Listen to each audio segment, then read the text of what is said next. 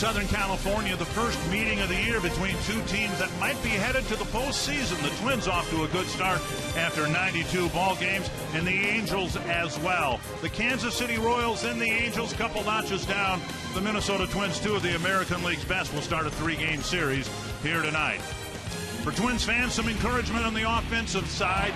Joe Mauer starting to swing like the Joe Mauer of old, hitting .350 over the last 3 weeks. And the Angels are doing pretty much what they did last year when they were not in first place until July, and then they never looked back and went on to post the best record in the American League.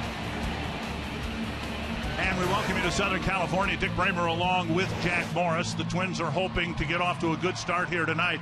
And to that end, they've got their number one starter, Kyle Gibson, on the mound. Kyle Gibson has pitched extremely well his last 4 games, and I think he's starting to come into his own. He understands his role. I think he's starting to get a feel for what he is as a pitcher, and he's starting to trust his stuff. His stuff is plenty good to win. The Twins need him to step up and really set this series on a good note. This Angel lineup has an awful lot of power. In fact, Mike Trout and Albert Pujols both on a pace to hit around 50 home runs this year. Now the Twins are catching a bit of a break because tonight Mike Trout is not in the starting lineup, but they still have to contend with Albert Pujols, who is swinging the bat about as well as he ever has. Yeah, he's finally healthy again, and he's really been putting on a show. 3 home runs in the last 2 games here at Anaheim. Albert is a guy that can, he can cover all parts of the plate. You watch this sequence of home runs that he hit, and you see that he's swinging on all parts of the plate. He's got tremendous power, great bat speed, and the Angels certainly need him to be what he has been for them right now. Twins stepping up in class as this 3-game series with the Los Angeles Angels gets underway. Game 1 coming up in just a moment.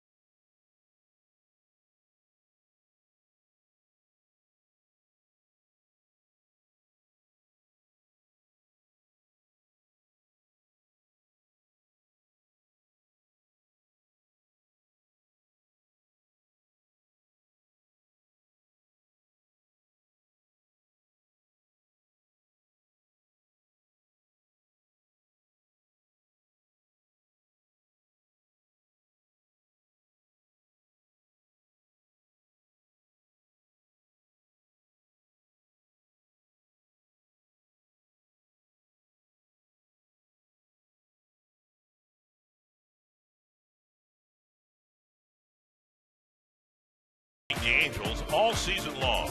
In Minnesota, it's been another story with a different player taking a starring role each night. The Twins will need all of their role players to step up in Anaheim. The Angels are playing the best ball in the league and seem poised to make some noise this fall. Can Minnesota seize the spotlight in Southern California? Find out next on Fox Sports North.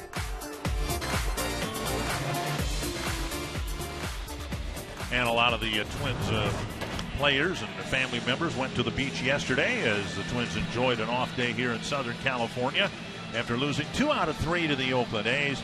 But definitely, Jack, a step up in class because this Angel team right now has it going on all cylinders. Yeah, it seems that way. Pitching, defense, and especially offense. They're really hitting the ball around the ballpark. So it should be a bigger challenge for the Twins. And you know what? I sometimes think the Twins are more, I don't know, I guess they look forward to the better teams.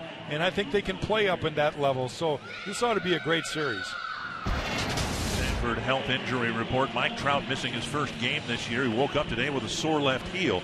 The Angels had a split doubleheader yesterday against the Boston Red Sox, and they won both games handily. The doubleheader necessitated because of the first rainout they had here Sunday.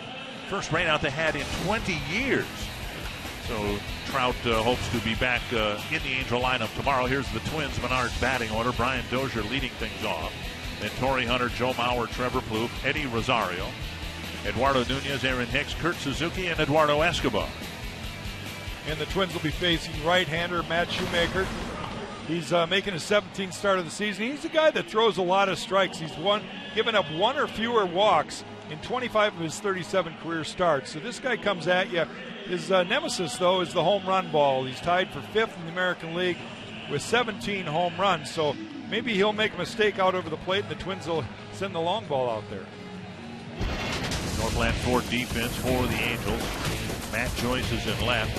Daniel Robertson is in center in place of Mike Trout. Cole Calhoun in right. David Freese, Eric Ibar left side of the infield. Johnny Giavatella at second. C.J. Cron at first, and Chris Iannetta behind the plate. So there's Robertson. All he has to do is replace the best player in the game tonight. Yeah, I don't think he wants to be considered a center fielder for the Angels. I think he's a utility guy that is hoping that maybe he'll get some reps at another position.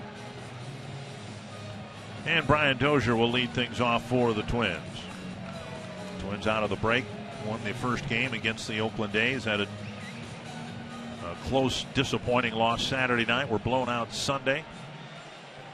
We'll see how they fare here. This series with the Angels very much like the 4-game series, 2 in St. Louis, 2 in Minnesota, that the Twins had with the Cardinals. You're stepping up in class. You're playing a team that's very good, playing its best baseball of the season. So we'll see how the Twins fare here in Southern California. Dozier, Hunter, and Mauer to get things started. Dozier takes a strike over the inside corner, not getting that first pitch fastball as often as he used to. Off-speed pitch that got the inside corner.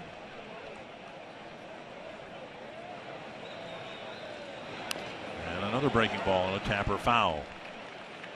You mentioned the Twins against the Cardinals, against the Royals. They played excellent baseball in those series.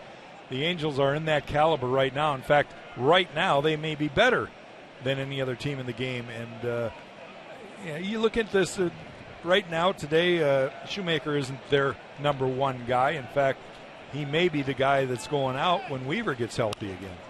Popped up, back and out of play. But either case, the Angels have really pitched well. They've really, really hit the ball well. And again, last year they were good, and then they really turned it on in the second half, went off on a 98-win season, just off the outside corner. And for Shoemaker, he was a big part of that. He was 16-4 last year with an ERA of just over 3. He's just had a tough time this year coming close to that type of numbers. And missing again, 2-2. You know, Dick, I don't know how much it's really influenced this ball club, but there was a change just before All-Star break where they fired their general manager, Jerry DiPoto. And it seems like the Angels have played a little bit better baseball since then. Now, I don't know if that's coincidence or what it is, but it is reality. There was, and this is from the periphery here, you and I don't know exactly what's been going on here, but reportedly a lot of tension building up between Mike Scioscia and Jerry Dipoto, and Dipoto cleaned out his office at the end of June, and July's been a very, very good month for the Angels. Dozier swings and misses. Shoemaker starts his night with a strikeout. You got Brian Dozier a little over anxious there. You see here, breaking ball that's out of the zone. Dozier just couldn't lay up. He was trying to be aggressive early in the game. Torrey Hunter getting a nice round of applause. Spent 5 years here with the Angels. 2 years, of course, with the Tigers. And he takes outside, ball one. Now, certainly well liked all the cities that Torrey's played in. I was teasing him about that before the game. He says, Jack, at my age, I got to enjoy every day. Swing and a miss.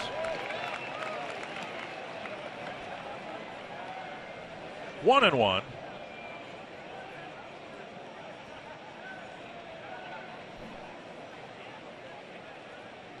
And now inside. You referenced Jared Weaver. He's ready to come back or will be shortly. The Angels will take someone out of the rotation, and it might be Shoemaker to allow for Weaver's inclusion. Here's a high fly to the left field corner. And Joyce waits and makes the catch out, number 2. And that'll bring up Joe Mauer. Jared Weaver was here at the ballpark earlier this afternoon, trying to come back from a hip injury, and threw off the mound. Threw a no-hitter here against the Twins a couple of years ago. Joe Mauer, the batter. The average up to 275.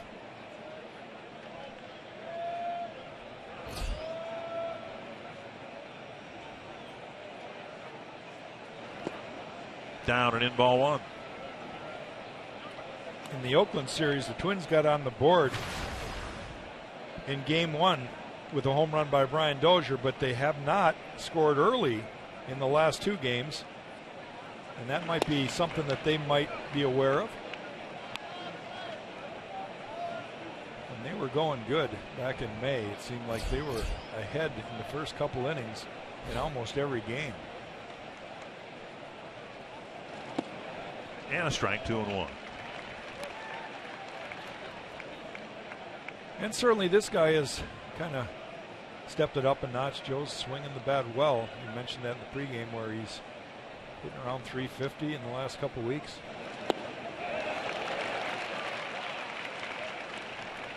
Two and two, and of course with the batting average going up, the on-base percentage climbing as well, a slugging percentage of just under 400.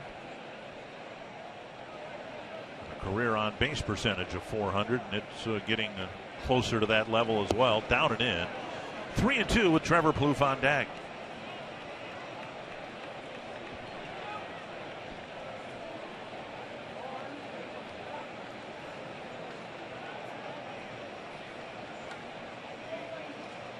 Foul back to the screen.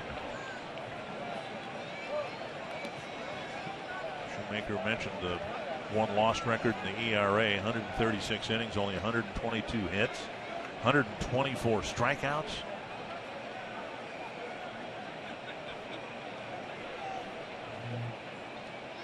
And Mauer takes a 2-out walk. The Angels as a team have knocked the cover off the ball offensively, and they pitched very well in the last 4-game series here against the Red Sox. They held the Red Sox in sweeping Boston to 4 runs scored in 4 games. Well, the Red Sox are really kind of going through a different time for them. Not near the team they were a couple of years ago. Trevor Plouffe hitting in the 4th spot. Miguel Sano, day to day, he might play in tomorrow's game.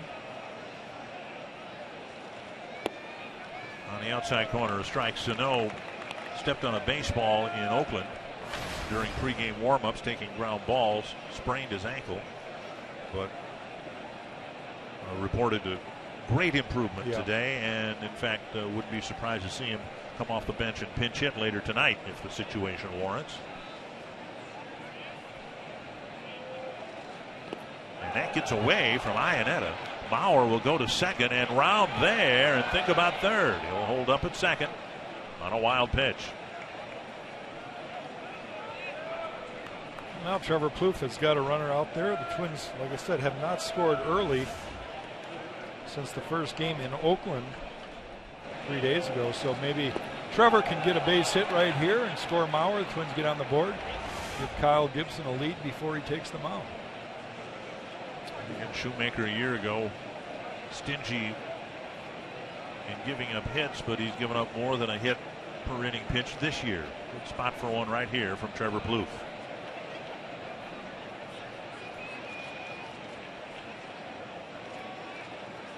Down and away, 2-1.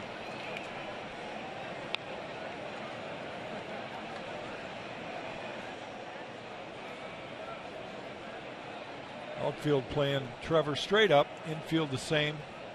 Shaded a little bit towards the bag at second base and first base.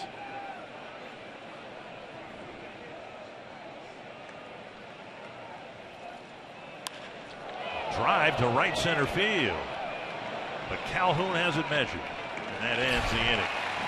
Plouffe going the other way, comes up short, and the Twins leave Bauer at second base.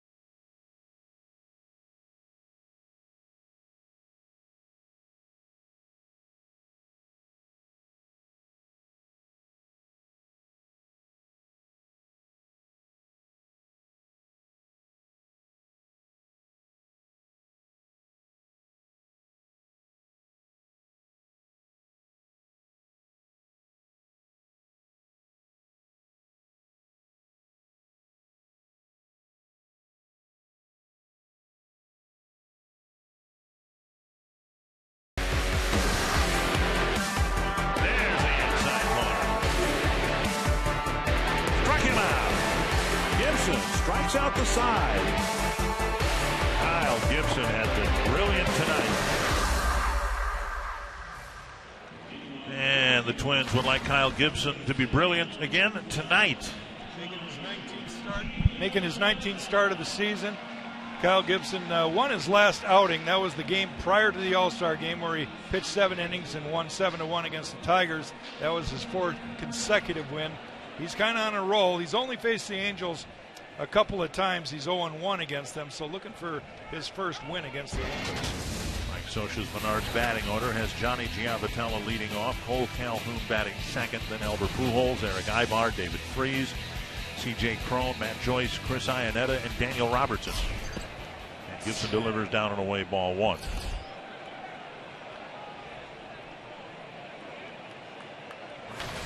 I don't know as though you ever really worry about the lineup so much, but you're certainly aware of the premier hitters in the league, and in some sort of crazy way, Kyle Gibson has got a gift to not have to face Mike Trout. With that being said, you never take his replacement for granted. It always seems like when you do, you get hurt. Gibson falls behind Giavotella 2-0. And there's a strike. Something Kyle's just going to have to improve upon, but in the past when he's had extra rest, he's had a rough first couple innings, and he's now considered somewhat of a veteran. Tapper to short. And it's Escobar scooping and firing one away. Twins out in the field, a little bit of a different look with Escobar, the shortstop, not Danny Santana. An outfield of Rosario, Hicks, and Hunter on the Northland Ford defense. Plouffe, Escobar, Dozier, Mauer, the infielders. Kurt Suzuki behind the plate.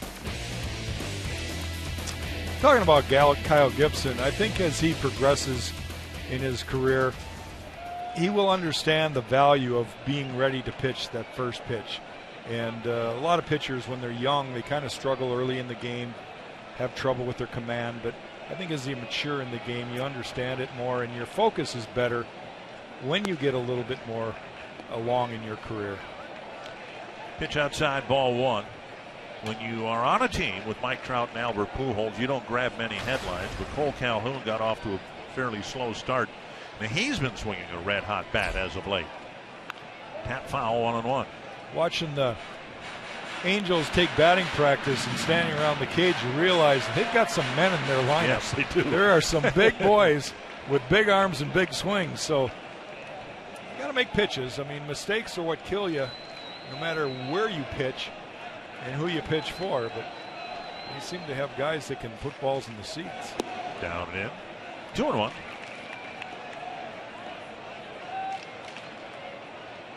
Twins got a good start Friday night and Saturday night. Tommy Malone struggled on Sunday. The Twins are counting on Gibson to put up some zeros early, and obviously not now in the first inning, but innings 2, 3, and 4. See if the Twins can score first.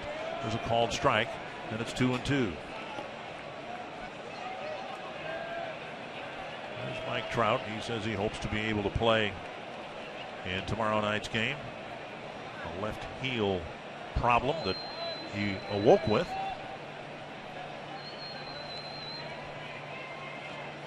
And now full count. Well, this is, again, Kyle's got to learn to avoid these 3-2 counts early in the ball game. It gives the opposition a chance to see a lot of his pitches early in the game, which you don't want them to see. He's using all his pitches already. Popped up. Plouffe over for a look. And not quite enough room. I think he had enough room, but he didn't time his leap. He kind of leaped into the fence instead of being able to take that half a step away to leap over the fence. We'll watch it here. I think he just kind of got caught up when he jumped. See how his waist hit the top of that rail? I think he kind of bounced his ribs into the rail, and that kept him from extending his reach, maybe? Yeah, close play. Now pitch number 11 from Gibson, and a 3-2 pitch to Calhoun. Tap to the right side. Dozier has it. Easy flip to Mauer. So far, so good. 2 ground ball outs. Yeah, coming back and getting the outs. And with the bases empty, Albert Pujols will come to the plate. Passed Mike Schmidt yesterday in the all-time home run list. Matter of time before he gets past Manny Ramirez, and a lot of other numbers are going to fall. Yep, they seem to be bunched up there from number 15 to number 11, the great Harmon Killebrew. 2 down, and Pujols at the plate. I think the Twins would consider it a success if Pujols didn't add to that number in this series. Just outside on the first pitch to Pujols. And that hits the corner, 1-1. You mentioned something to me before the game that I really wasn't aware of, and after you told me about it, I was pretty impressed. The number of strikeouts this guy's had year in, year out, very, very low. Cut off by Plouffe from his knees. A one-hop throw to Mauer. Nice play by Trevor Plouffe. And Gibson gets 3 ground ball outs in a 1-2-3 first inning.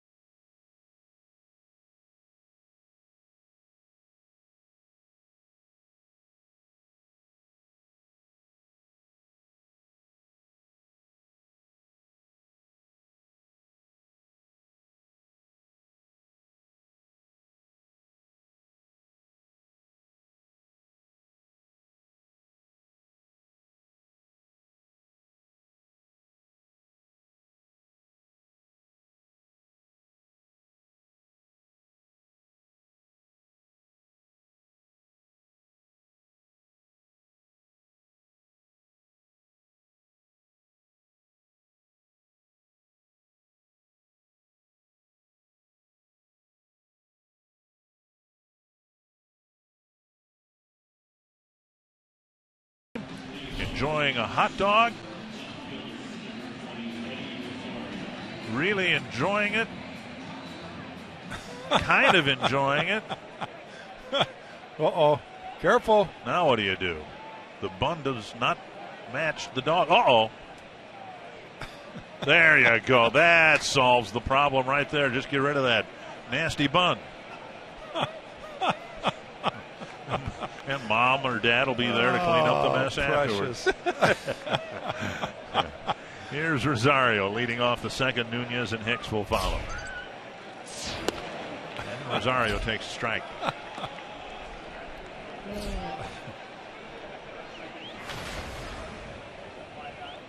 Rosario sitting at 277, and his batting average has sat in that 270 to 280 range most of the year. And Rosario takes a ball, 1-1.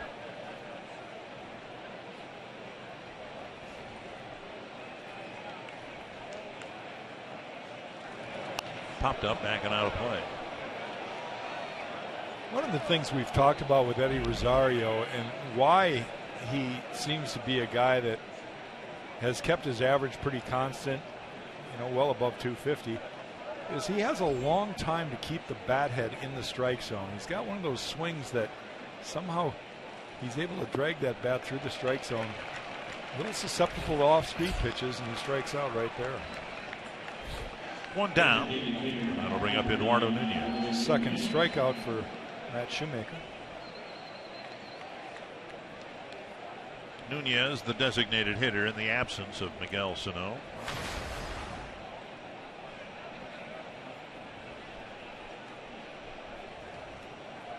Nunez, of course, hasn't had a chance to play much on a regular basis. Just 108 at bats. So he's asked to DH here, hitting 6th with about a third of the number of at bats of a regular player. And very rarely does he DH. He's usually on the field when he does play. And outside, 1-1. There's Sano. The hope is he'll be in the lineup tomorrow.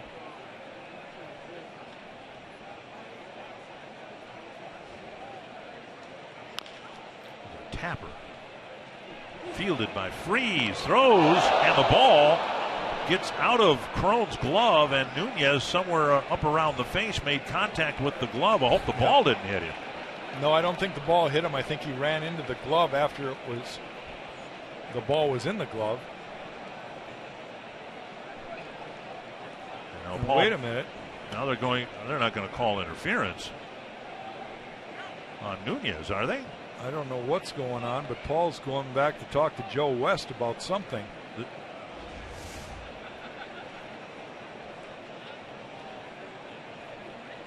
Now you'll see interference called on a throw from the home plate area. There's no way that you cannot tell me that he's a one step away from the bag. In fact, he's in the air when the last step to the bag. You have to be at the bag when you're stepping for the bag with your foot. It's a throw from third base, not a throw as you'll see this call made regularly from the catcher's position. This is a case, in my opinion, where the home plate umpire, Joe West, is being a showboat. He's just taking charge, and that is not. Watch this play. Nunez is running up the line. Now, all right, from that angle, I see where Joe was coming from, and I apologize. He was inside the baseline, and that's probably why he called him out. He's got to stay in that lane. He was to the left of the line. I did not see that prior to that. Well, Nunez retired. And I'm not as convinced as you that Nunez in any way interfered with the throw, which was up the line. No, but you can't run to the left of the line. There's a pop-up, and it's behind home plate and out of play. But again, you have to be in fair territory to reach the bag, because that's where first base is. It's in fair territory.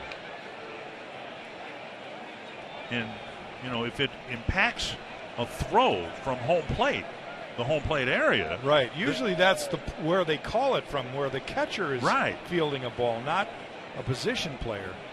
If Freese throws on target, he's got the out. The ball chopped up the line, foul. Well, maybe Joe's argument was that the first baseman, C.J. Cron, did not have a chance to catch that ball properly because he was running to the left of the bag. I don't know. Hicks at the plate. It's 1-2.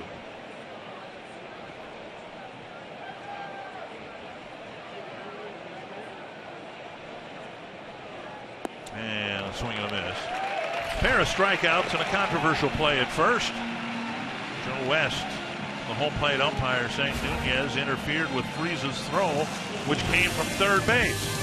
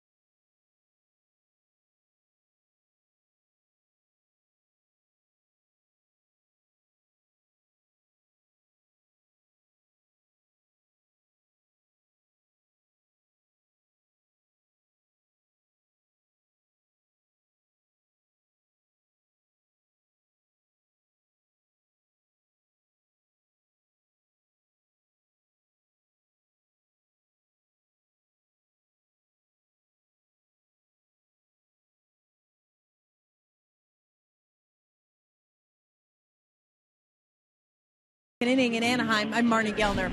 It's a pretty big deal for Twin center fielder Aaron Hicks to be playing here in this ballpark. He grew up 20 minutes away from here in Long Beach, California, and grew up as a big Angels fan. He said he would go to 10 to 12 Angels games a year, decked out in Angels gear, head to toe. Said it was a big deal for him in 2004 when the Angels won the World Series. He was a big fan of Gary Matthews Jr. That was his favorite player. And Hicks said it's a thrill for him to be playing here in the big leagues, in this stadium, in front of these fans, which, by the way, will include 50 friends and family members at this game tonight, wearing Twins gear, of course, Dick and Jack. I should hope so. Thank you, Marnie. A lot of Twins are from this area. Aaron's not the only one. Ball laced to left and an opening base hit here in the second inning for Eric Ibar, with his 2 home runs, hitting cleanup for the Angels tonight. Oh, sure, Trout's going to hit 50, and Pujols is going to hit 50 this year. So who's their cleanup hitter tonight? Eric Ibar with his 2 home runs. We'll bring up David Freese.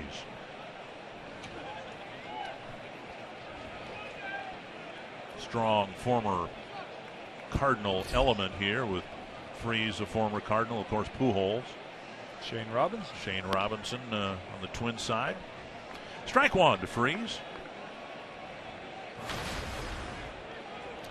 Angels have won 5 straight, and more impressively, I think, 15 of their last 18. They have passed the Houston Astros.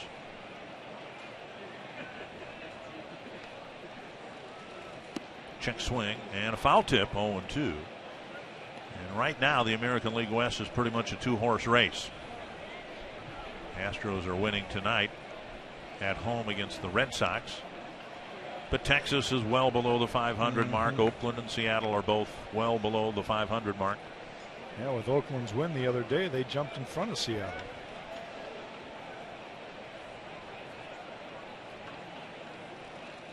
Swing and a miss.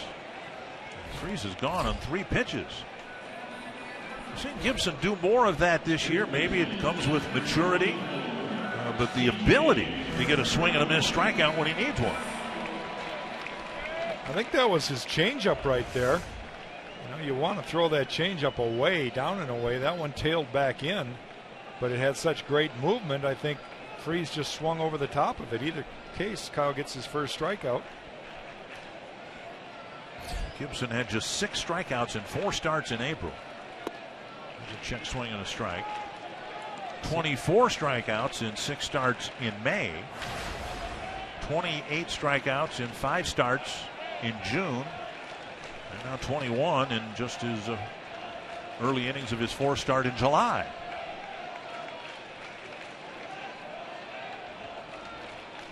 One strike to Cron. Of course, Gibson's strength, one of them, the ability to get a ground ball double play when he has guys on base. He's gotten 22 of them.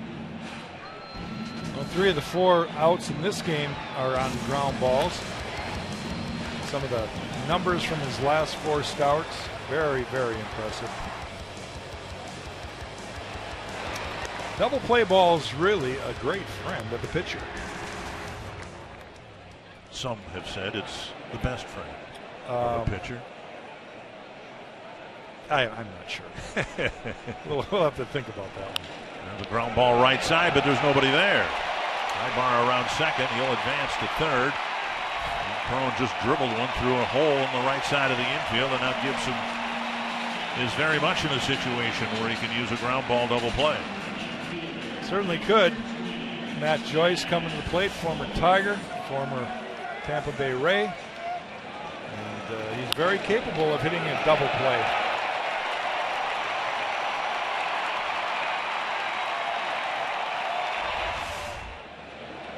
It's not like they've hit the ball real hard this inning, but they have runners on the corners with only 1 out. Here's Matt Joyce. Always struggling this year, hitting just 185.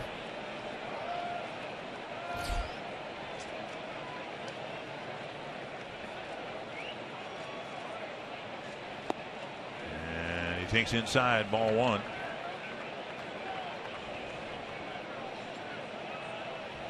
Joyce with 59 strikeouts and 232 at bats.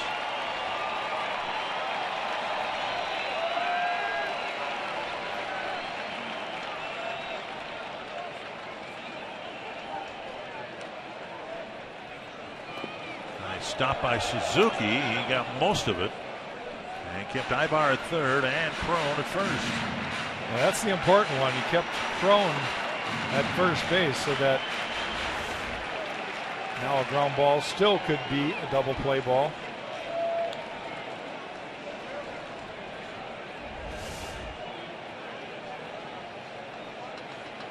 Ibar runs well. A fly ball to the outfield will likely score him. Gibson has 4 outs, a strikeout, 3 ground balls. Swing and a miss. 2-1. He has, and this gets back to the point where we're seeing more Gibson swings and misses, an improved slider, it appears. Mm-hmm. I think it's just confidence with time for Kyle, and I think he also understands when hitters are trying to swing and when he can go out of the zone because of that. He understands. The more you're in the game, the more you realize what hitters are trying to do. Runner goes, pitch grounded foul, 2-2. Yeah, there Mike Socha tried to get involved. I want to show you this block ball by Kurt Suzuki. I think Kurt is getting in the hat. No, that wasn't the right one. Anyway, the one that got behind him a little bit. I think Kurt sometimes gets in a habit of trying to catch everything. And sometimes catchers are caught just to put your arms down, get that chest in front, and try to block the ball, keep it in front. A lot of times Kurt's trying to pick every ball, and sometimes that gets him in trouble because the ball will ricochet off his glove because he's not getting it completely open. There's a strike 3. Big out right there. What appeared to be that slider down and in to a left-handed batter. Joyce on a check swing, couldn't check it in time. 2 down.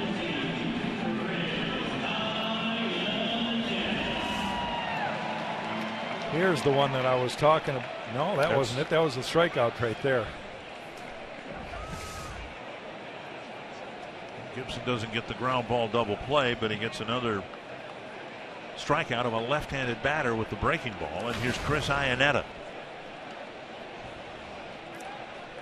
Iannetta, another guy that struggled with his average, but like Joyce, has got 5 home runs. Missing low, ball 1.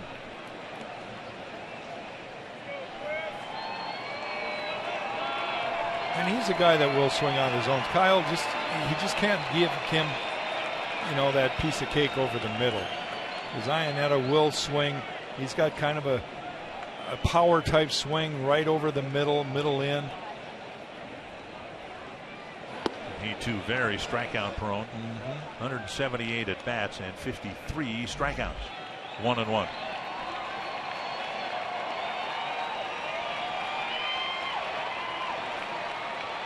The Twins really haven't come out of the gates here in the second half swinging the bats all that great, and I think all the pitchers understand that. It's so important for them to keep the game in check early and try to be the first team to score. And a bouncer wide of third. Now with 2 strikes, we'll see what Kyle wants to do. He hasn't been ahead of that many hitters so far, but ahead of Iannetta.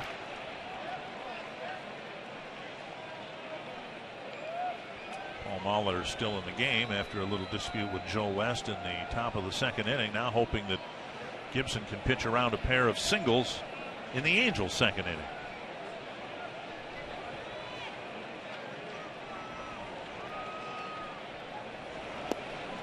Dug out by Suzuki, 2-2.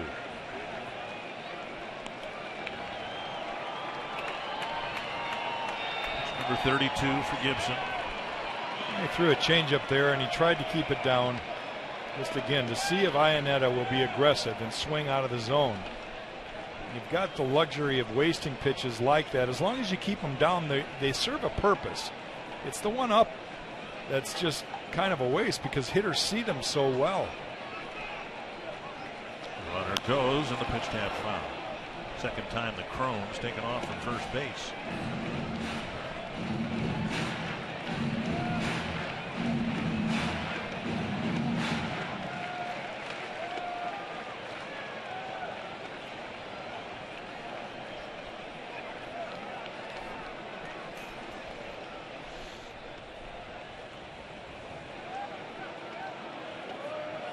Angels have been swinging the bats very well. They've got their number 8 batter Chris Iannetta up there with runners at first and third and 2 down.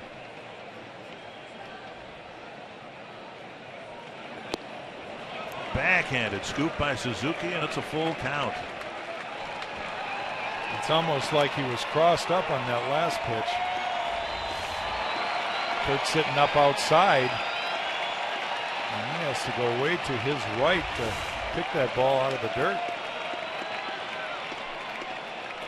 Daniel Robertson is on deck. Gibson would like to get the Angel catcher here and get his teammates off the field. Laced to center, a base hit.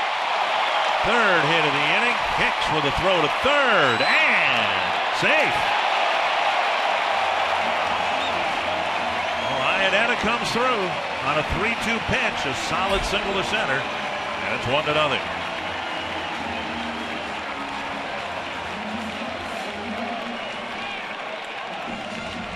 Twins challenge this.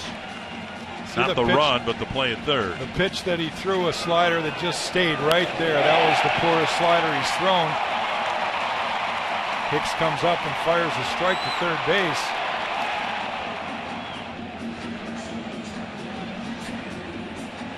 He's out. The Twins aren't going to challenge. The run will have scored with Ibar coming in from third base.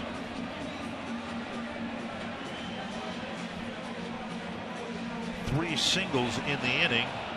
Perhaps the inning will end on a throwout Twins outfielders, for what it's worth, have seen the replay on the video board here, and they're coming off the field.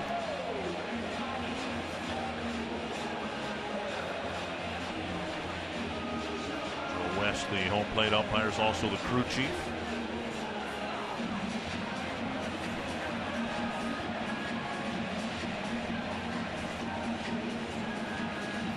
And here is what we think is the definitive look. At third base, Plouffe getting the throw from Hicks on one hop.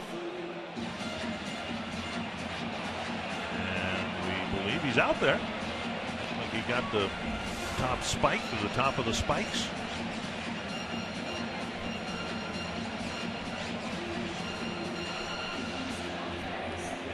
Well, this would be interesting to see what happens. The guys in New York don't realize that the Twins are about ready to leave the field. We've already had one issue with the umpiring crew here at the top of this inning. And but this is out of the current umpires.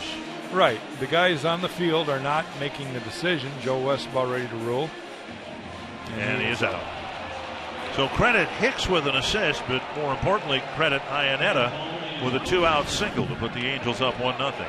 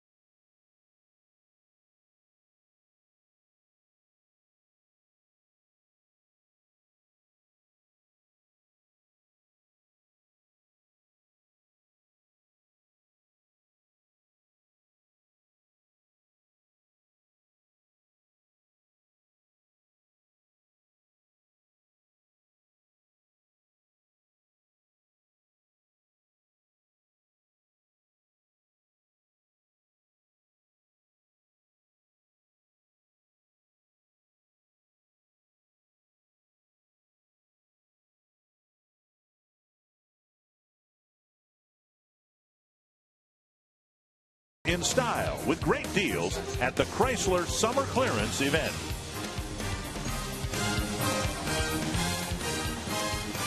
The Angels strike first, 3 singles in the bottom of the second inning, and it's 1-0.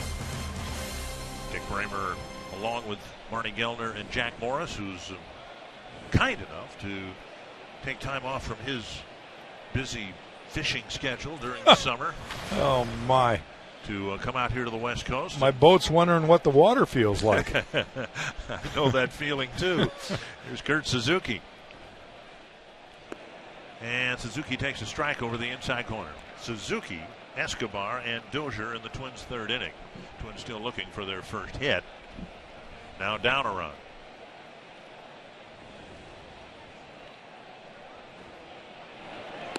And outside.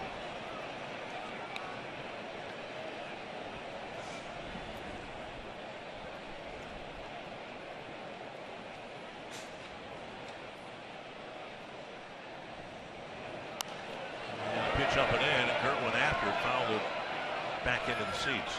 Last year, Suzuki hit .288, which is about 30 points over his major league average in his career. And now, of course, this year, things tend to balance out over the course of time. Now he's hitting about 30 points below his major league average.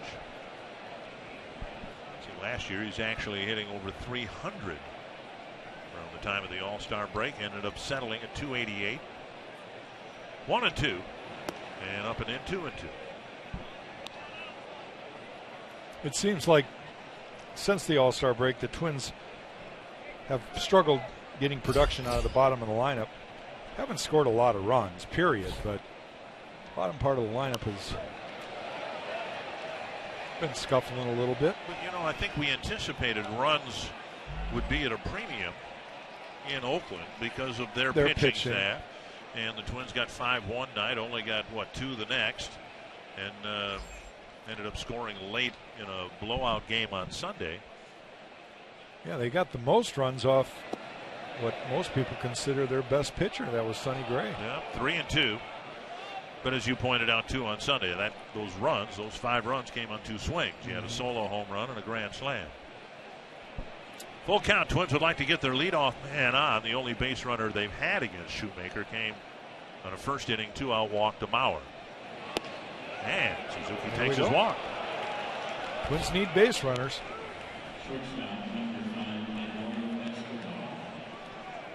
Time now for you to tweet your strongest fan photo. Use hashtag NorthDataStrongFan, and you might just see yourself in an upcoming broadcast brought to you by T-Mobile. See what Escobar can get done here. Similarly, Escobar hit very well last year and not hitting as well this year. Escobar last year hit .275. That was about 25 points higher than his prior big league average. This year he's hitting .254, and he came into the year as a .255 hitter.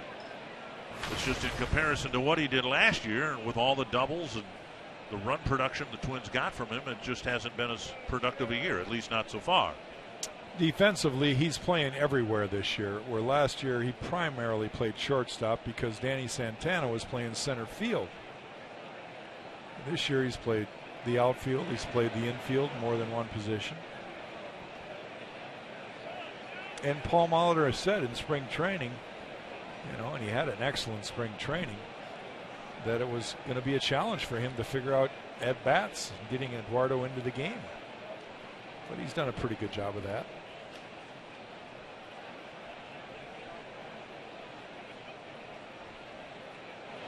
Escobar lifts it foul. The Twins anticipated coming into this year that they would get the type of production from the shortstop position this year that they got last year, just from a different player, Danny Santana, and it hasn't worked out. So as the Twins get through the month of July here, you can't help but wonder whether the Twins might not think, all right, well, it's just not working out with Danny Santana.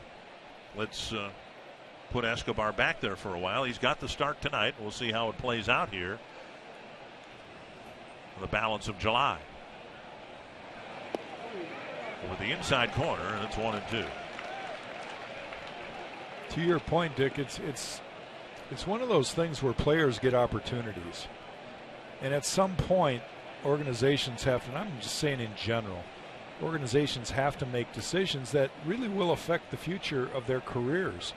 And it happens over a period of a year or two, sometimes 3 years, but all of a sudden they'll project you into this is what you are, and this is where you're going to play from now on. And they're as patient as they can be. Guys like Danny Santana, you saw a great first year, and this year he struggled defensively more than they would like him to, especially with his accuracy of his throwing arm. And yet they want to be patient because they believe so much that this kid could be a star shortstop someday. It's that tough decision for managers, general managers, of how long do they wait, how patient can they be, and where's the team at? Are they a contender or a pretender? And Joe West strikes out Escobar on a pitch Escobar thought was up and in. 1 down. 4th strikeout for Matt Shoemaker.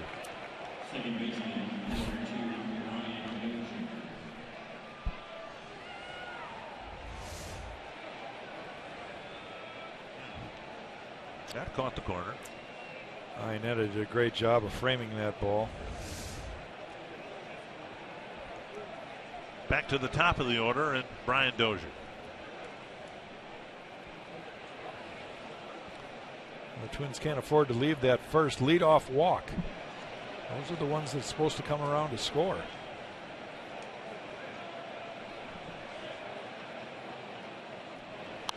fouled back over our heads. Join us July 25th for a DQ sensational Saturday. The Twins taking on the Yankees, and the first 10,000 fans get a Brian Dozier bobblehead presented by Fisher Nuts. Go to twinsbaseball.com/tickets. Get your tickets today. Angels got a 2-out hit from Iannetta, but the inning was set up when C.J. Cron dribbled one through the right side of the infield, and Dozier's got a huge hole on the right side because of the shift. The shift we just showed you. And the pitch up and away, taken for a ball. With Cron holding on Suzuki. Dozier's got about a 100-foot hole from virtually the first base bag beyond the second base bag. It's wide open to him.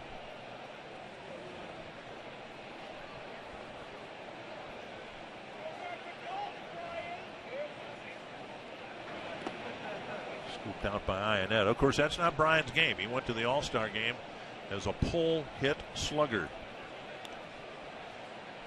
390 in left center. Really deep left field, directly over the shoulder of Matt Joyce out there is 390 feet. So that's a long way into that left center alley. And that's just 6 base hits to right field for Dozier on the season. 2-1. Up and in, 3-1. Shoemaker's been his own worst enemy. He walked Mauer in the first, Wild pitched him into scoring position, and now he's in danger of walking 2 men here in the third. Of course, when we talk about a guy who's got excellent control, which Shoemaker has had, very good control over his career. Already walked 2 guys, leadoff man Kurt Suzuki here in the top of the third inning.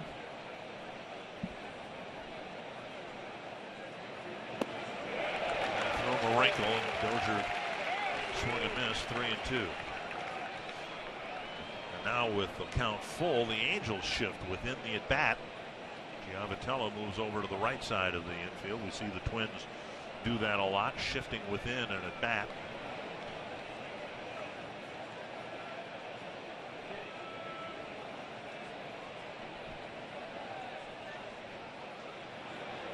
Got him again with a slider.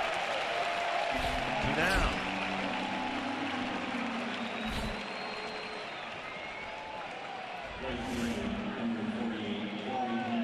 Good late break with that slider. Ball really fell off the table at the very last moment.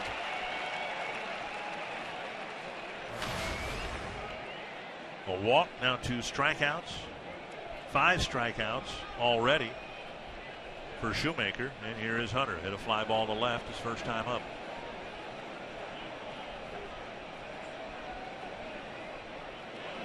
Popped up, straight up. Freeze, Ibar, and it's Ibar calling the third baseman off. And the Twins don't do anything with the leadoff walk. It's still 1-0.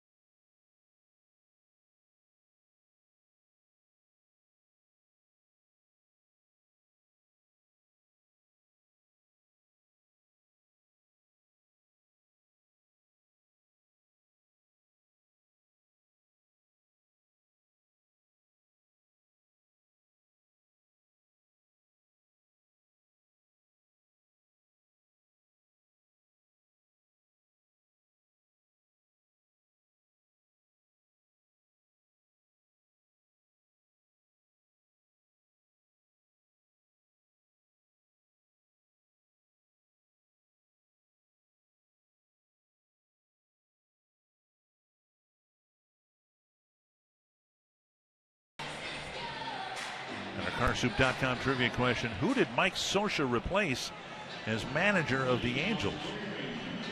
Jack, you might have still been pitching. That's how long ago it was. I was not pitching, and I should know this, so I'm going to think about it. Okay. And I'm not going to look in the book, and I'm not going to ask for a long-distance call. A lifeline. No lifeline? Okay. Lifeline. Daniel Robertson will lead off things for the Angels in the third.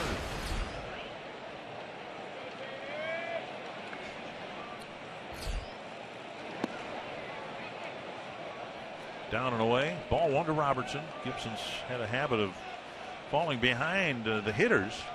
He fell behind the first 3 batters in the first inning, but got them all on ground ball outs. Now, one headed up the middle, and it's the 4th single, first time through the lineup for the Angels against Gibson.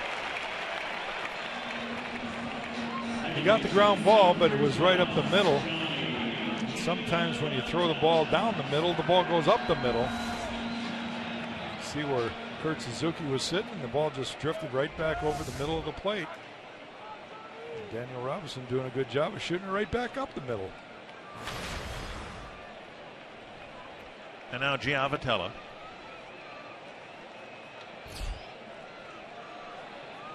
Gibson had to struggle through the second inning after the leadoff single by Ibar. And Robertson gets back to first. We talked about how Kyle needed to come out and pound the strike zone, be aggressive early in counts. And he just hasn't been able to do that so far in this game. Just 2 first pitch strikes in the first 9 plate appearances. And there's a first pitch strike. It's been quite a few days since Kyle pitched, and a lot of times as a starter you get in a rhythm. You're on your 5th day. You might get bumped to 6 days once in a while with a rain out or an off day, but for the most part he's been on the 5th day, and then the All-Star break hits where he gets 4 extra days, and that could be part of the reason his command's a little off early in this one. It's almost unavoidable when you have to deal with an All-Star break, and we talked about it Friday night. The A's brought back their starter on Sunday, Friday, and Sonny Gray had one of his worst starts of the year. Matella squares, jabs at it, bunts it foul. And so the Twins going the other way. They gave Gibson a few extra days between starts. Yeah, Paul, I talked to Paul Molitor about that, and he believed in giving them the extra rest, to give them all a little extra time, keep everybody in the same slot. Especially Mike Pelfrey, he wanted to give him that extra time. I'm not a fan of it. Former pitcher, I wanted to pitch on, as it was better for me to pitch a day ahead than a day later. I felt always so strong, and my command was terrible because I was trying to throw the ball through the wall. And it just, it wasn't because I was trying to, but that's just the way I felt. And it would take me 3-4 innings sometimes after that extra day to get my command better, where when I was tired and a little fatigued, I always threw better strikes. I had better command. The ball had more movement. 1-2 to Giavotella. Play at first with Bauer dropping the tag right on the backside of Robertson. Robertson looked like maybe a couple times it might be hit and run situation, or he was leaning at least. CM's first reaction wasn't directly back to the bag. I've asked Bert this: where did you, when you threw to first, where did you target your pickoff throw? I tried to hit the first baseman's glove, wherever that was. You try to kind of keep it down towards the bag, but you want it high enough that the first baseman can handle it. You don't want it low, so if you miss low, it's in the dirt or anything like that, right? The truth be known, very rarely does a right-handed pitcher get a chance to pick a guy off. A guy reads that, so no matter how quick your feet are, how quick you can get rid of the ball, they read a right-hander very well. Down and in. 2-2. Left-handers can pick their leg up and cheat a little bit. They got all sorts of funky ways of delaying And, you know, if a guy's going on first move, they just see it all. It develops right in front of them. The right-handers, it's all behind them. They can't see with the back of their head. 41 pitches for Gibson. He's only gotten 6 outs, one of those on the bases. And there's another base hit through the hole on the right side. Robertson will hold at second base. And the Angels making Gibson work here. They've gotten 5 hits in their last 7 at bats, all the hits singles. Tomorrow the semifinals begin as Clint Dempsey and Team USA continue their quest for a second consecutive Gold Cup title against Jamaica. Coverage of the CONCACAF Gold Cup, sponsored by Chevrolet, begins at 4:30 p.m. Central, only on Fox Sports 1 and streaming live on Fox Sports Go. And now Calhoun, who had a ground ball to Dozier his first time up. Kyle Gibson on 6+ days of rest. He's got 4 wins and 5 losses, and his ERA is 5.56. So it's not as good as when he has normal rest. Pitch is up, ball 1. A problem for Gibson in the first inning. He got 3 ground ball outs, no base runners. 5 singles and 2 strikeouts in the last 7 plate appearances. Yeah, he's avoided the extra base hits so far, and got a ground ball off of Robertson, but the ball was up the middle. 2-0. The concern is his pitch count. He's in the 3rd inning with 44 pitches already. He only retired 5 batters. Has not walked a man, but he's gone full count to a couple. Costly one was Iannetta. He ran the count full to Iannetta, then threw one down the middle and gave up the RBI single. 2-0. And now a strike.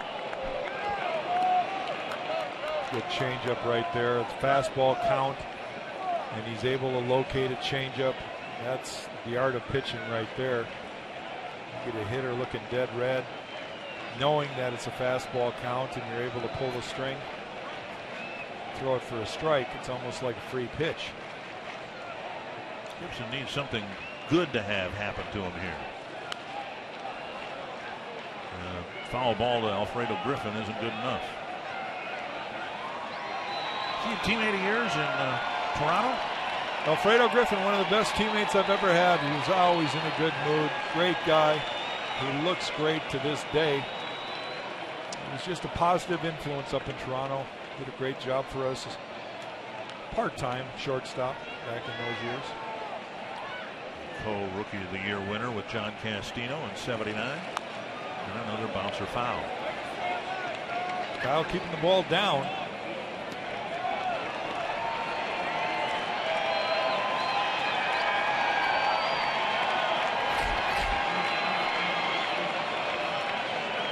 Angels have really made Gibson work here in the last, well, in the 2nd inning, and so far here in the 3rd. They're looking for the first out of the inning.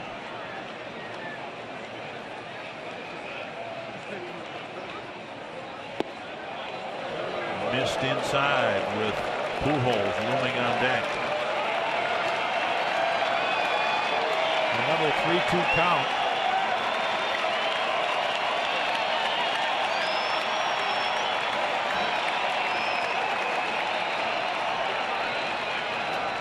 Double play ball right here. Ground ball.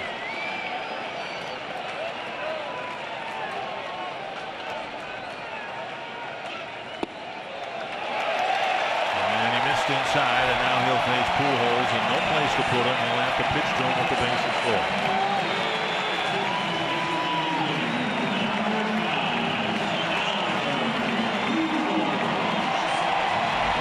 Neil Allen going to give Gibson a bit of a breather here.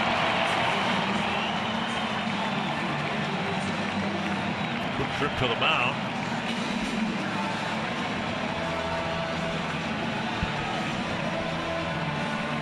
Bases loaded, nobody out. We're talking about Pujols before the game, and you mentioned it during his first at bat before he bounced out. It's remarkable that this guy has been as productive as he has in an era when guys are striking out so freely, if not willingly, just frequently. This guy has never struck out 100 times. He struck out 93 times in his very first season and has not struck out more than 76 times since. Well, for power hitters, home run hitters, that's extremely rare because they usually are taking a mighty hack with 2 strikes. That's why they hit so many home runs. Down and away, ball 1. But to his credit, Albert Pujols has always been a guy with a very good eye at the plate. He does not go out of the zone very often.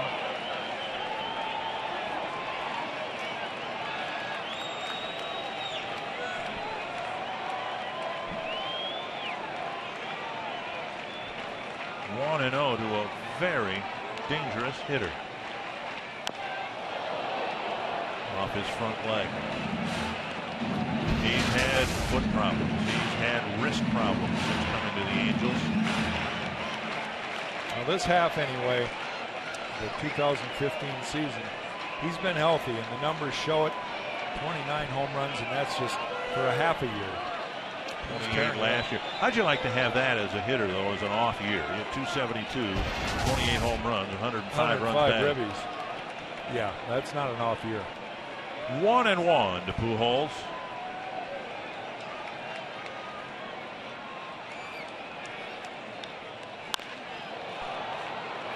And now 1-2. And here's where Pujols' resistance to striking out comes into play. Gibson would love to get him here. Yeah, an infield pop-up. A ball hit hard at somebody. They could come home. Because Pujols does not run all that well. There's time to come home, but the infield's playing back. Double play depth at second and short. Really all the way around.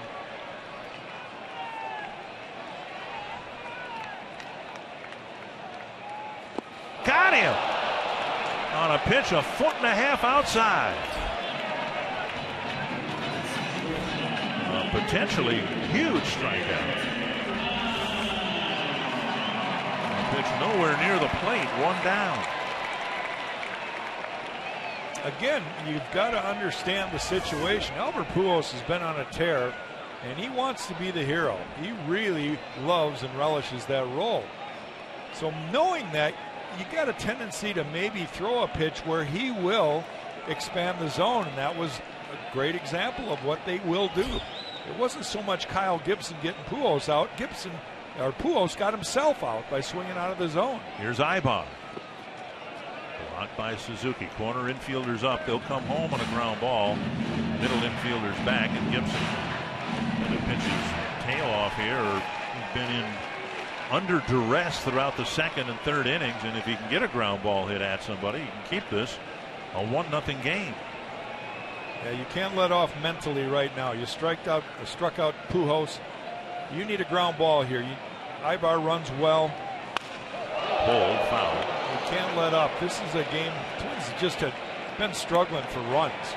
They have not put together a lot of run production since the All-Star break. So Kyle Gibson knows that he's going to have to get out of this, wiggle out some way. Eventually, he's got to put the throttle to the floor.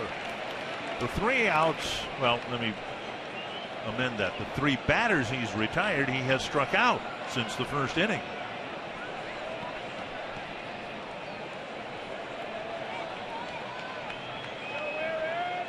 Nine batters with a walk, 5 singles, and 3 strikeouts since the first. Nearly hit him down in 2-1. Yeah, the only other out was the assist from Aaron Hicks on the throw to Trevor Plouffe.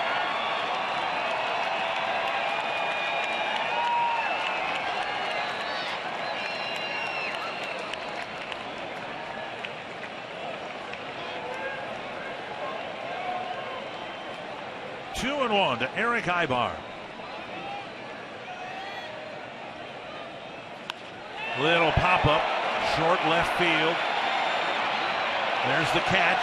Here's the tag, the throw up the line, and it's cut off. Not an accurate throw by Rosario, and they will get the runner at second base. For the second inning in a row, the Angels make the final out on the bases. Rosario running to his left, threw off target, a sacrifice fly, and it's 2-0.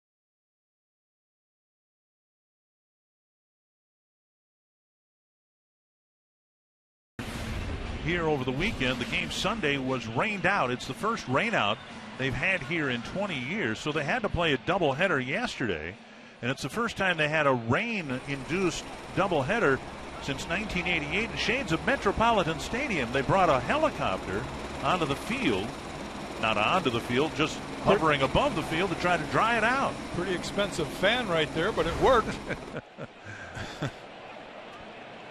And of course, the irony was that the team that was in town was the Boston Red Sox.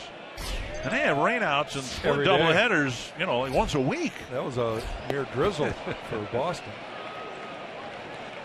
1 strike to Mauer. He drew a walk with wild pitch to second base.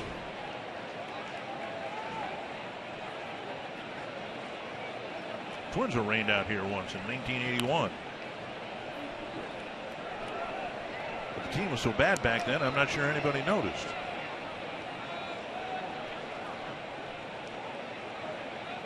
That was the year of the split season. Remember that, 1981? I certainly do. The All-Star game signaled the resumption of the baseball season. Mauer swings and misses, and he strikes out to start the fourth. Twins still don't have a hit. They have been given 2 walks. The Twins already, 4th inning, first out, 6 strikeouts. They struck out 14 times in the final game in the Oakland series, so it's got to become a little bit concerning for Tom Bernansky. Making contact with 2 strikes has been an issue. There's Trevor Plouffe hit a fairly deep fly ball to right field to end the first inning with Mauer at second and 2 away. This one hit to the corner, and it'll be chased by Calhoun again. And a foul ball catch, out number 2. In time that Trevor's gone after the first pitch and flown out to Calhoun. And that'll bring up Eddie Rosario.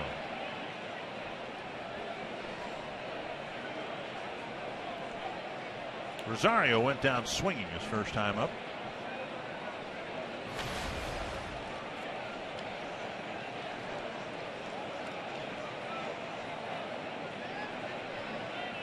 Rosario striking out about 1 every 4 times in the big leagues.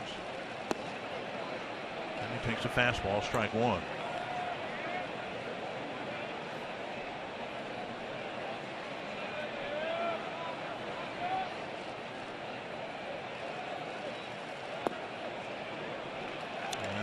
Speed pitch for strike 2. And they had the shift on Rosario and now go back to their normal positions with 2 strikes. And 3 pitches. Rosario is another strikeout victim for Shoemaker. 4 hitless innings, and the Twins trail 2-0.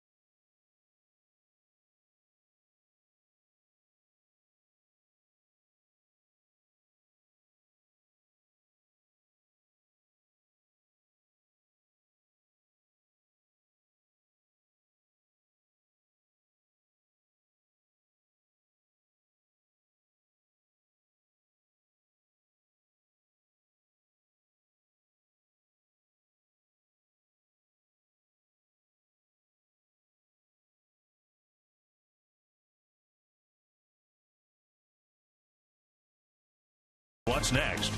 By NorthlandFord.com and your local Northland Ford dealer. And by Grand Casino. The best stories start here. 2-0 Angels, and it could have been much worse than it already is for Kyle Gibson and the Twins. 5 hits, they've all been singles. They came in a sequence of 7 plate appearances. Angels have made 2 outs on the bases, 1 at third base, 1 at second. David Freese will lead off the 4th. Kansas City Royals beat the Pirates 3-1. Before the game, they sent their opening day starter, Yordano Ventura, down to the minor leagues.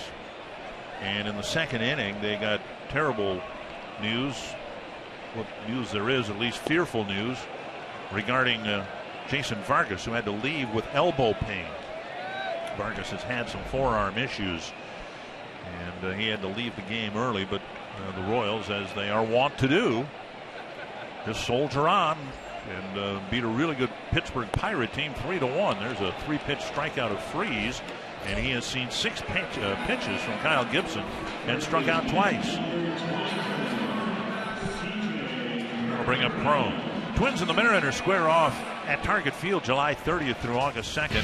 Friday night includes Friday night fireworks with music presented by Cool 108 and a special happy hour at Barrio from 4:30 to 5:30. Saturday is a DQ Sensational Saturday. Sunday is Super America Knothole Day. There's a ball hit past Plouffe over his glove, and Crone will reach with 1 out. Call 800-33-TWINS or visit twinsbaseball.com and get your tickets.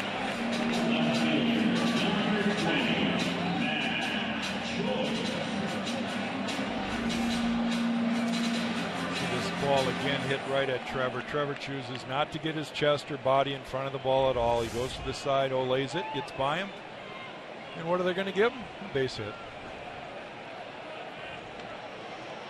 You say that with disdain in your voice. Yeah, that was terrible. It is Joyce. Joyce struck out in the second inning. Down and in, ball 1.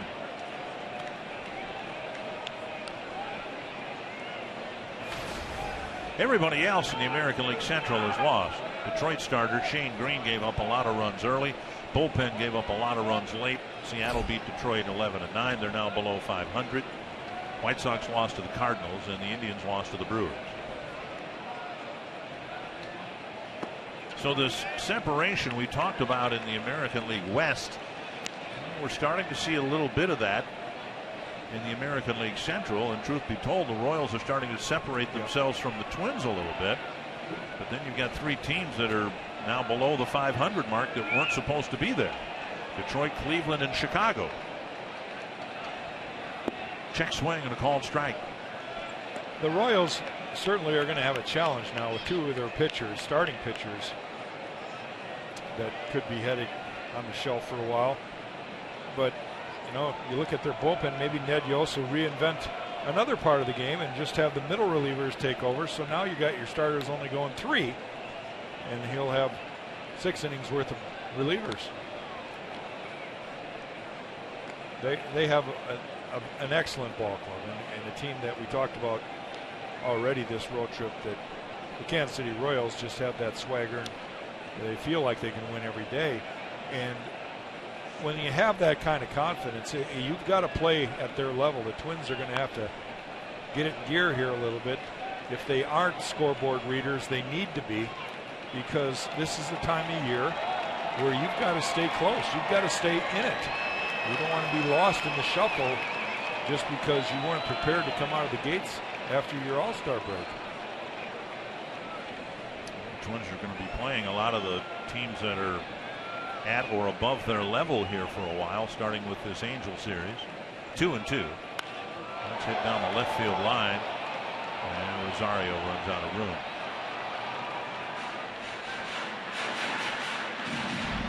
One of the things I look for in a team that has World Series aspirations is resiliency.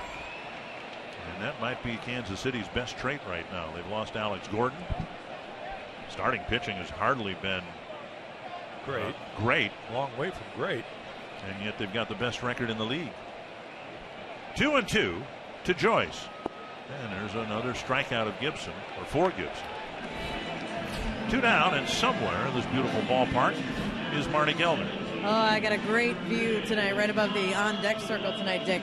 Wanted to let you know that there was a nice little honor for Brian Dozier tonight. He was recognized by MLB Players Association, named the Twins winner of the Heart and Hustle Award. Every team in the league has one player who wins this award, and it was Brian Dozier for the second consecutive year.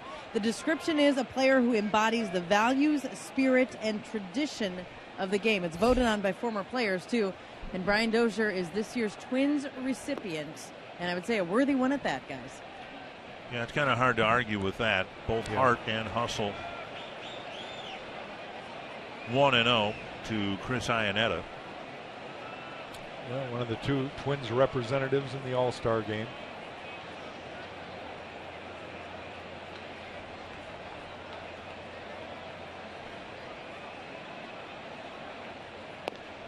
It's interesting to read some quotes from Brian and talking about his development as a hitter and hitting out of the leadoff spot, leading the team by far in a home run. Now, the Angels have Mike Trout hitting in the leadoff spot. And, he's going to hit 50 home runs this year, so he's not the only power hitter hitting in the leadoff spot. The ball hit to left, Rosario running over, and he'll make the catch. Maybe shielding his eyes from the lights with his right hand, and Gibson pitches a scoreless 4.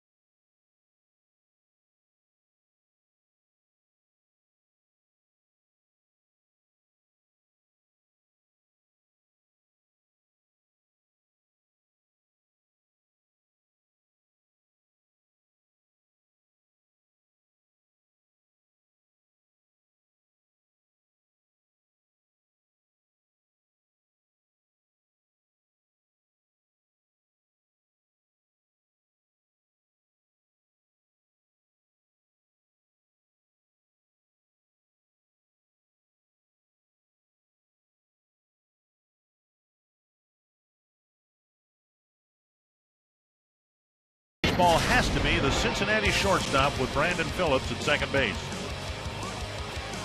Unbelievable play last night. You don't really practice that kind of thing, but your instincts. And Phillips has been a guy that will glove it and flip it with the glove. He's done some crazy things in the past.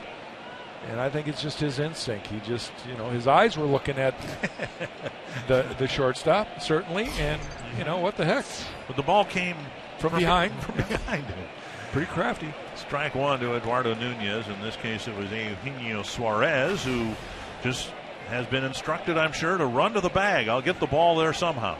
Absolutely. Might not come from a traditional angle toward the hole. The Twins have their first hit. There we go. Nunez with a leadoff single here in the 5th, and that'll bring up Aaron Hicks.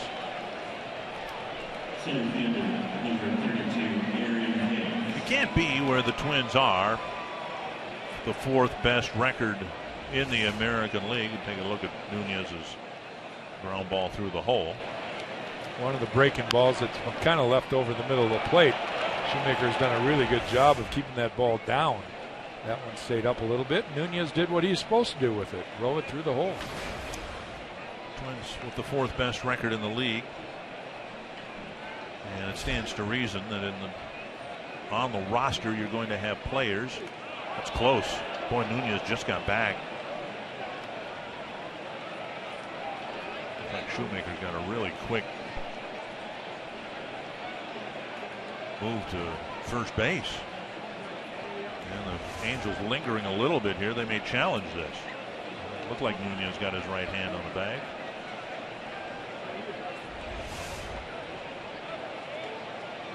And now Joe West looking into the Angel dugout saying, we need a verdict, boys.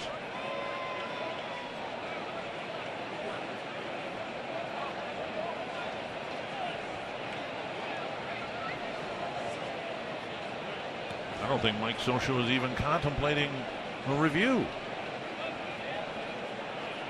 Shoemaker was up near the rubber, and Hicks was standing out of the box. Double play grounder. Giavotella, the Ibar, 2 away.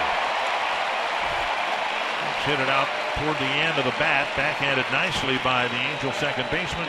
2 gone. Sometimes you hit the ball on the screws, but it's right at a guy. In this case, right at Giavotella. He flips it over to Ibar. Easy double play, no matter how fast you run. When you have him hit that hard, that's a pitcher's best friend. Got to hit him hard. And now Suzuki, who drew a leadoff walk and was left at first in the 3rd inning.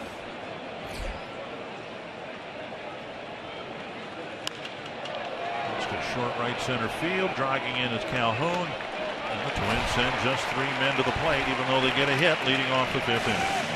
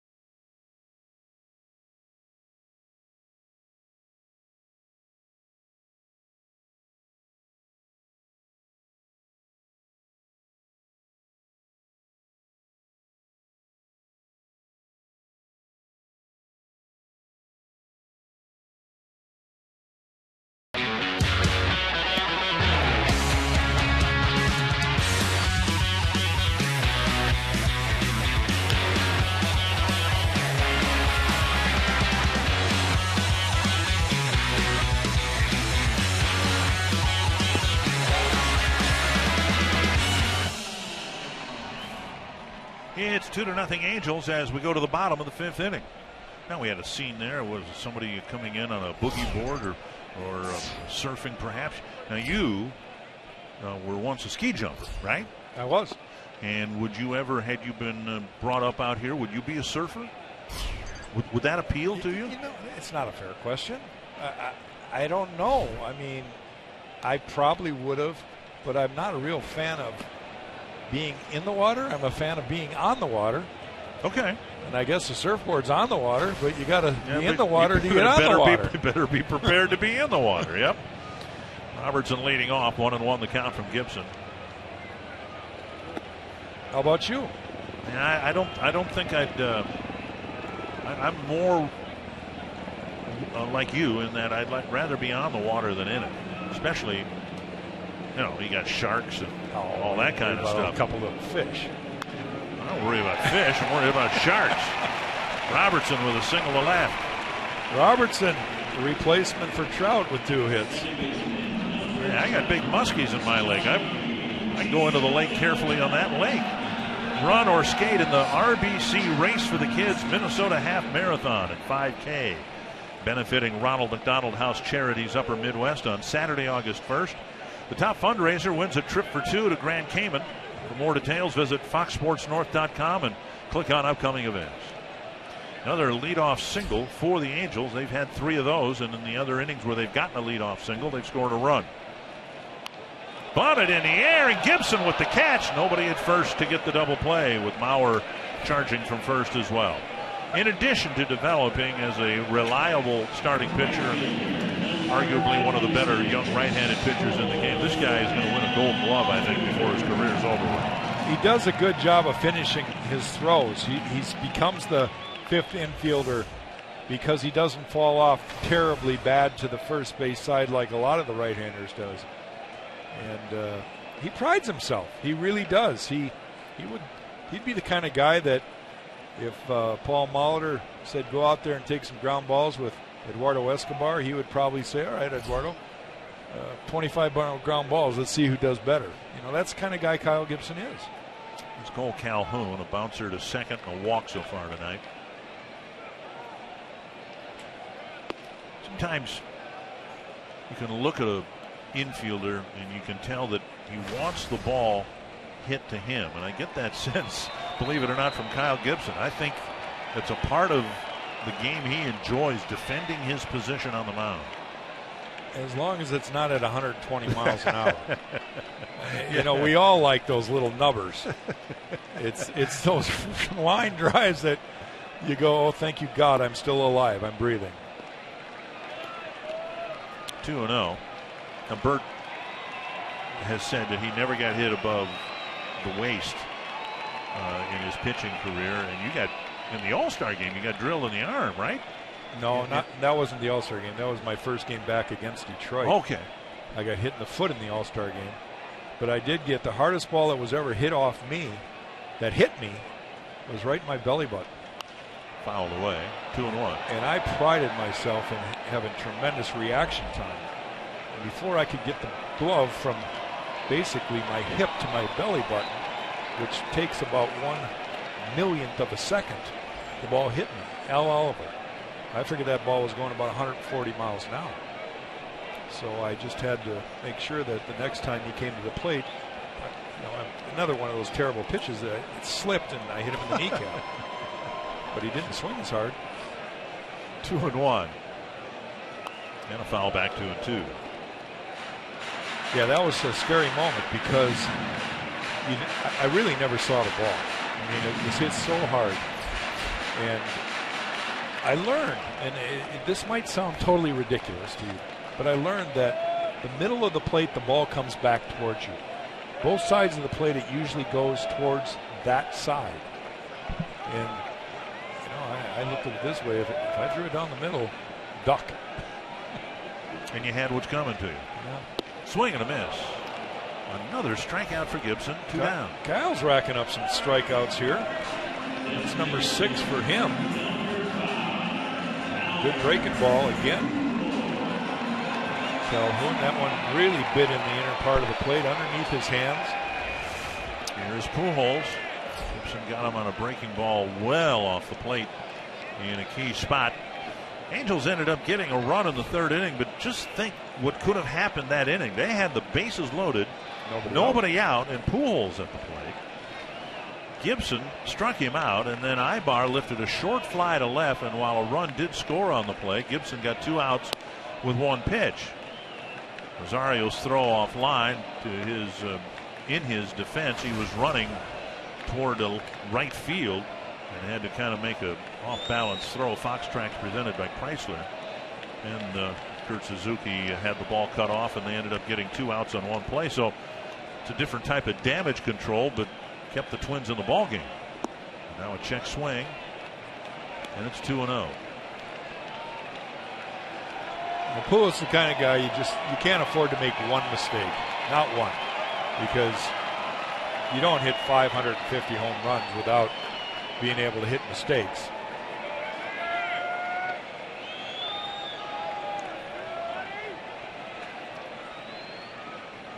Robertson with a big lead at first. Foul back. Pujols uncoiling on a 2-0 pitch. Yeah, kind of got away with one right there. That ball was center cut too well. And Pujols knows he missed it.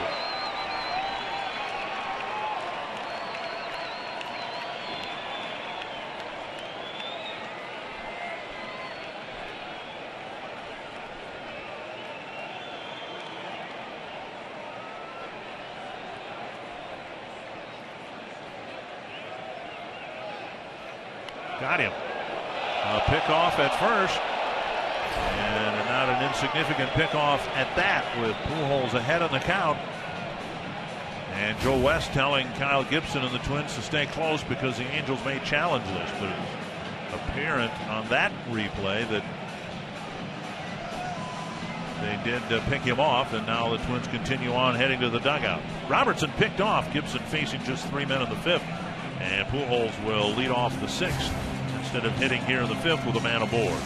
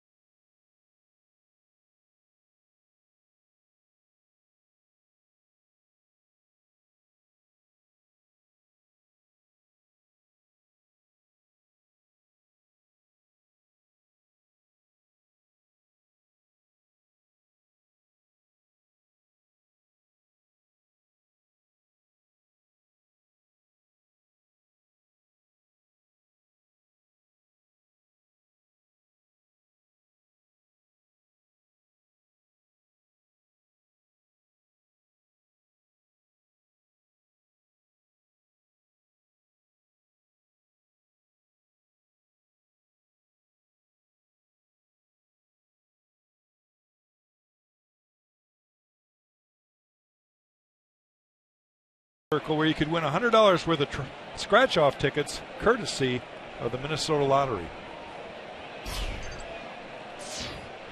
One hit for the Twins. They need to get going. And Eduardo Escobar will lead things off. He takes a strike in the outside corner. That pitch was down and away. Escobar struck out in the 3rd on a pitch he thought was up and in.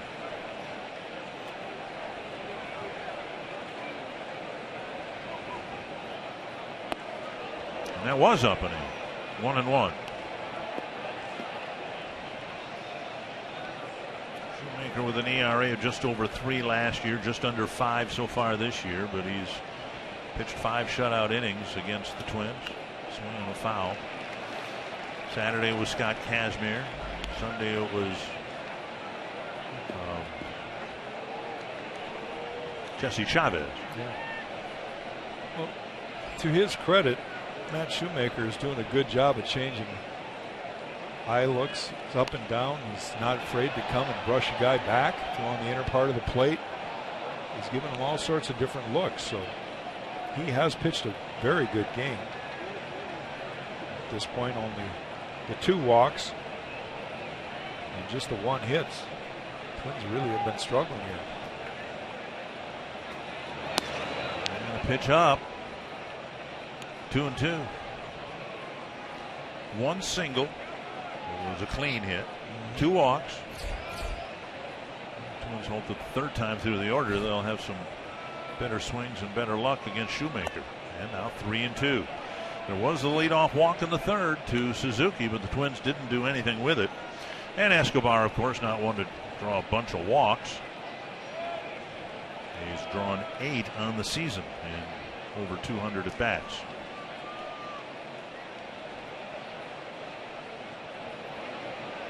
Time called. Played by Iannetta.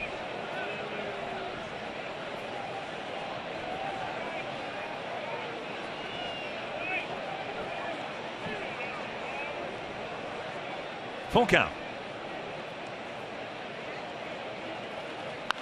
Stalled it foul.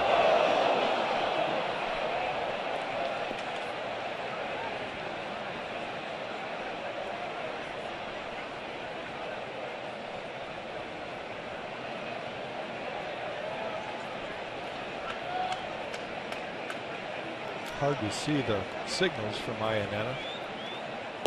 And gets it. Escobar gets a leadoff walk. Well, you'd like to look back to that third inning and think that was kind of the turning point of the game when the Angels just got 1 run. We'll see what happens here in the 6th. You can follow live Twins baseball every day with MLB.com @bat on your smartphone or tablet.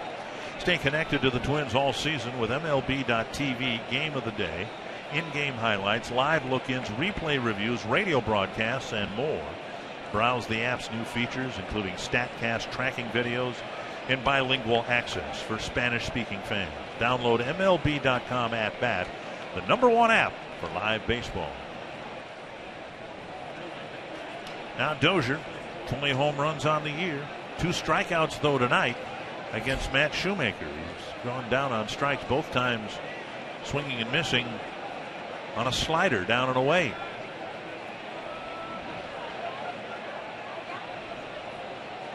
Fastball down and away.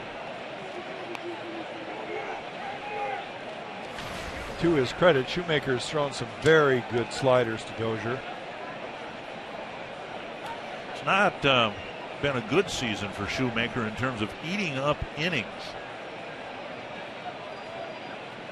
At least not as of late. He hasn't pitched past the 6th inning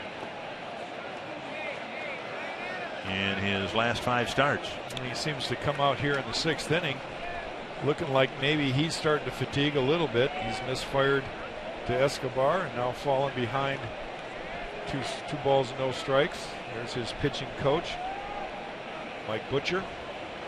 2-0 now to Dozier. He's had a base runner on in 3 innings, never more than 1 base runner in an inning.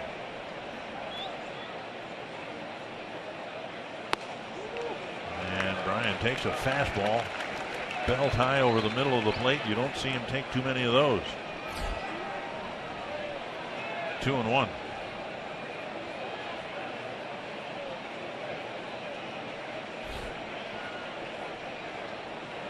My years with the Tigers, from the 7th inning on, if the Tigers were trailing by 2 or more runs, everybody would take a strike. That was one of Sparky Anderson's rules. And there's the slider, and he gets another swing and a miss. Well, that's the cat and mouse game that pitchers and hitters have with each other.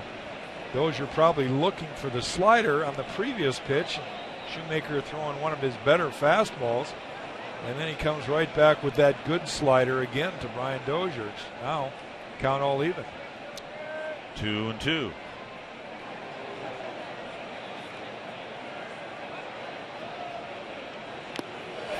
Slider, a foul tip, and Iannetta hangs on. 3 times Dozier has gone down on strikes with the breaking ball. And all 3 times with the same pitch, pretty much in the same location. It was a real good late break with Shoemaker's breaking ball. See that great drop at the end out of the strike zone. And actually, I think he might have fouled that one, but Iannetta hung on. Need a jolt here. A big at bat, a big hit from Torrey Hunter. Fly to left and a pop up to short so far for Hunter.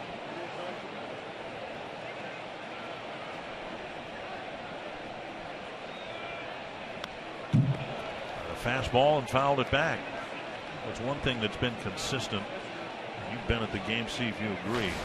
Through the Kazmir start, through the Jesse Chavez start, and now through this start so far, Twins hitters are seeing fewer and fewer fastballs. Is that fair to say? No question, especially the young Twins hitters. It seems like Rosario and Sano, Danny Santana, they're all getting off-speed pitches when they are behind in counts. And they're having a tough time of staying back. 1 strike to Hunter.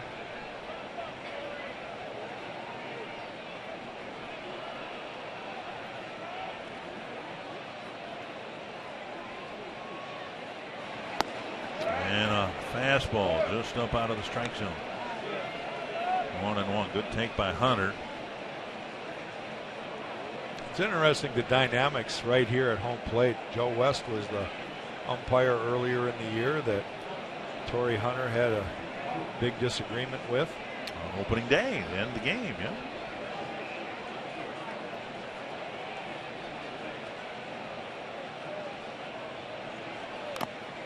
Another fastball, this time a swing and a foul. The count goes to 1-2.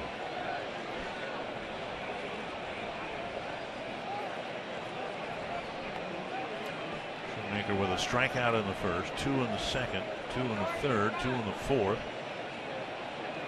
and 1 so far here in the sixth. And I can tell you, personal witness, that Joe West has gotten better at forgetting the past. As a young umpire in the minor leagues, that would have stayed with you for 5 years.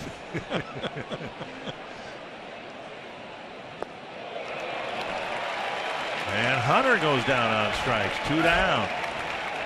9th strikeout for the Twins.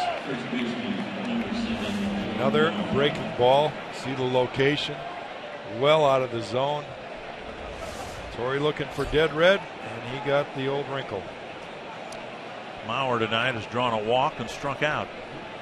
Again, just 1 hit. That a leadoff single by Nunez. And he was taken off the bases on the very next pitch on a double play grounder. Twins did get Mauer to second in the first inning. The only base runner they've had as far as second base.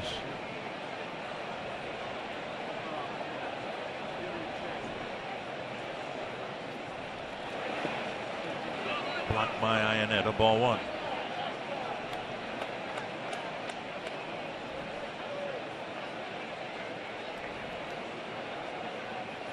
Mauer's walked the 35th he's taken this year. 10 of those have been intentional. Strikeout number 62 on the year. Joe has never struck out 100 times in a season, but in the last couple of years he's had some injury issues that have kept that from happening.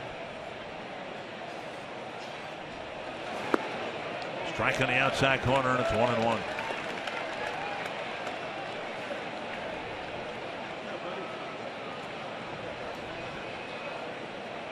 Just hate to see that leadoff walk just stranded at first base.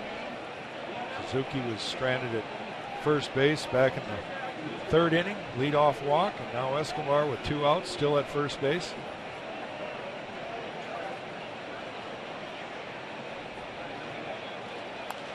Lifted foul. We've seen Shoemaker, well, that was 77. We've seen 93 with the fastball, but his best pitches have been in that low 80 range, that breaking ball down and away from right-handed batters. Yeah, it does. It serves 2 purposes. It gets you out front like a changeup would compared to that fastball, because it's at least almost 10 miles an hour slower. But he's got very good late movement with it. It drops around the knees or sometimes out of the zone, low and away.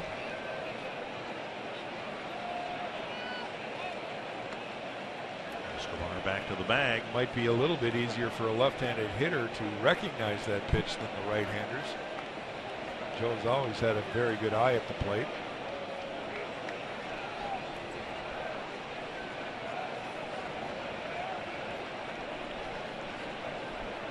Nede's indicating he wants a high fastball. Stay back. Puts the ball up. Lace to center right over his cap, and Escobar will go to second base. I've seen Joe pull the ball with authority in this good 2.5 week stretch that he's had, and he just whistled one right up the middle, and that'll get Plouffe to the plate. Well, when you want to go up in the zone, it's got to be above the letter. And that one about letter high, that's just great swing right there. Joe just, you're not going to fool the really good hitters with that ball up in the zone. You've got to go either higher, and sometimes that's almost like a wasted pitch because they see it so well. It's that fine line between the top of the letters, and it usually has to be about 99 to get by guys. Well, the Twins get 2 runners on base for the first time tonight on a 2-out single by Mauer. Plouffe, who has seen 2 pitches. Fernando Salas warming up for the Angels. Yeah. Trevor flew out to Calhoun on the first pitch he saw in the first inning, and then fouled out to him in the first pitch he saw in the fourth. As kind of slow as the offense has been to get started here in this game, one swing of the bat, the Twins could be in front. Down and in, ball 1. It's the first inning. The Twins have had more than one guy on base.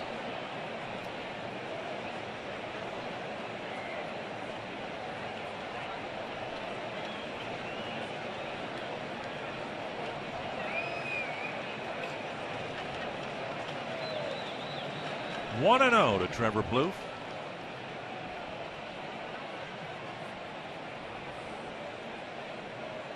Popped up, back and out of play.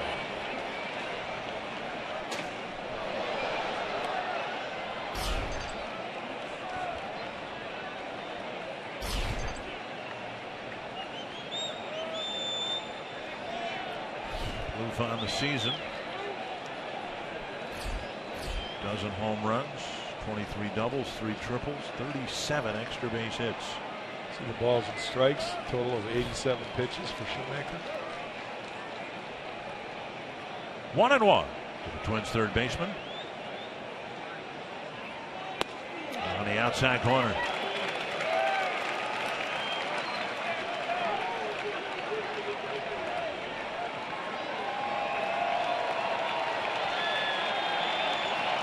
Saw earlier Shoemaker with a season and career high 10 strikeouts earlier this year.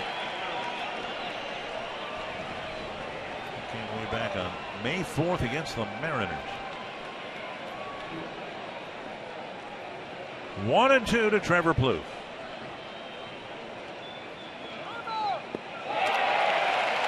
That's strike 3. And Etta has to flip to first to end the inning. 3 more strikeouts for Shoemaker. The Twins leave 2 aboard. It's still 2-0.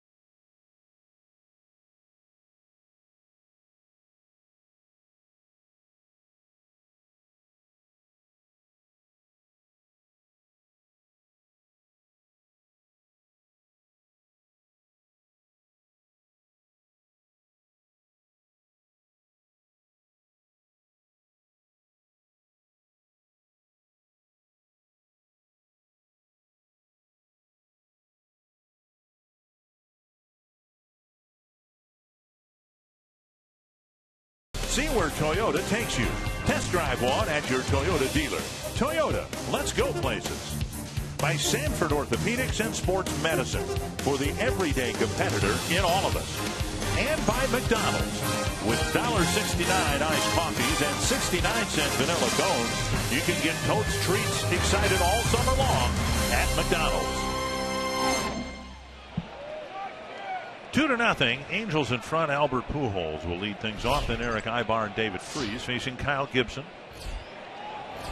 And a breaking ball over for strike one.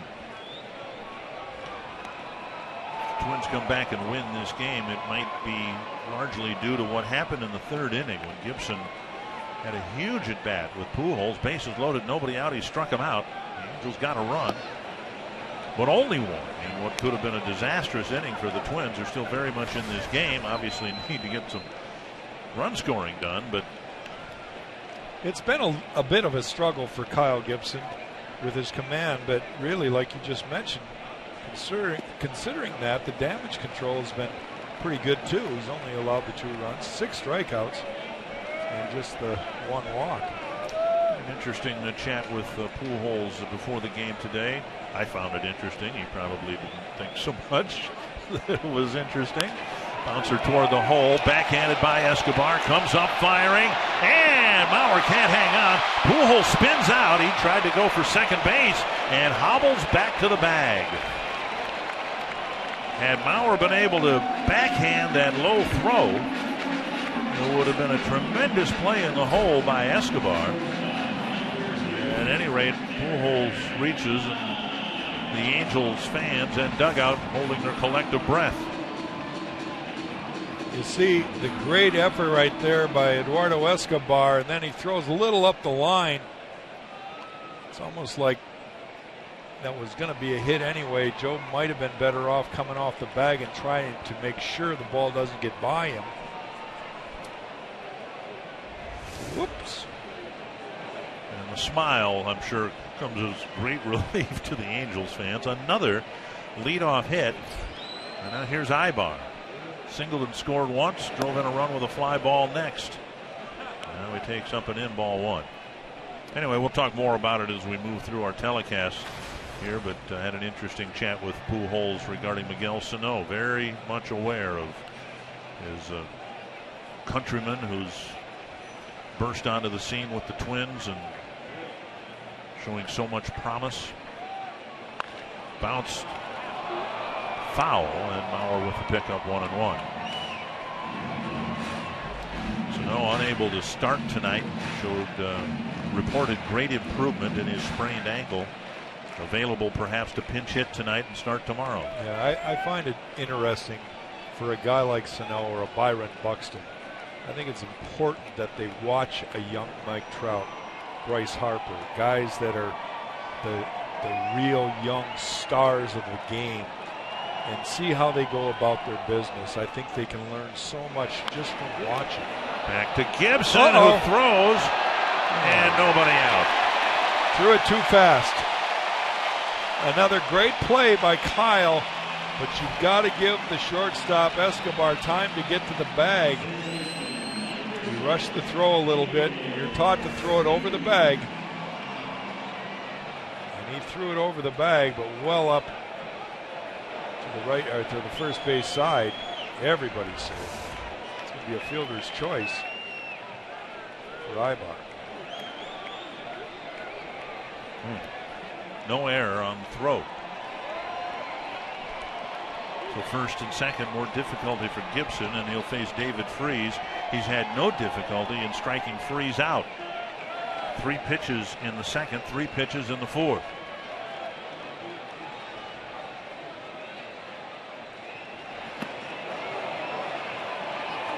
And strike.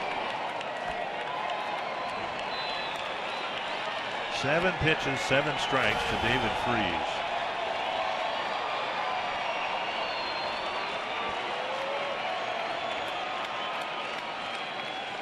It's just another inning where Kyle Gibson's really going to have to work to avoid a run. 1-1. Nothing's come easy in this game.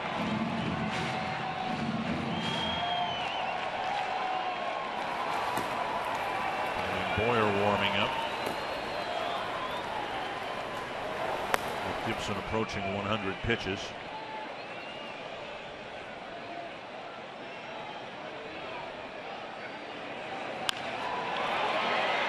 Into center field. Pujols around third, and there was a close play at the plate, but Pujols scores. It's 3-0.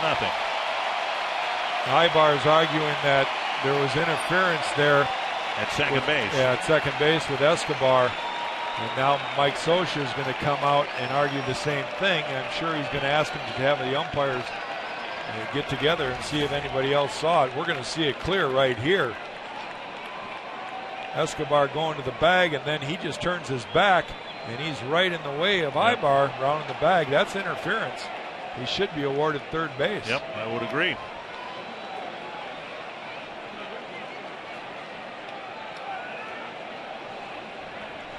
And Mike Scioscia's got a real good point. The second base umpire's Rob Drake. And that's about as clear a case of interference as you can have on the base paths. Freese, who finally makes contact, bouncing a single up the middle. It's not a reviewable play. It's a play where the manager will ask, hey, can you get another umpire? Somebody had to see that. Joe West had to see that. I mean, everybody had to see that. But nobody did. You're trying to get me in trouble now, aren't you? Go ahead. I dare you. See, Jay Crone, who has 2 singles tonight. All the hits for the Angels, all 9 of them, have been singles. And there's another one. Ibar will be held at third. And Rosario wings one well up the line. Well, the Twins might have outfield throwing tomorrow. Rosario both times missing the cutoff man, throwing the ball well up the first baseline there. Just fortunate that Gary DiSarcina, the third base coach, held Eric Ibar. You see the throw again. Plouffe is the cutoff man. He just throws it over his head, way up the line. And Paul Mahler is going to pull the plug on Kyle Gibson. The lack of an interference call kept this a 3-0 game for the time being.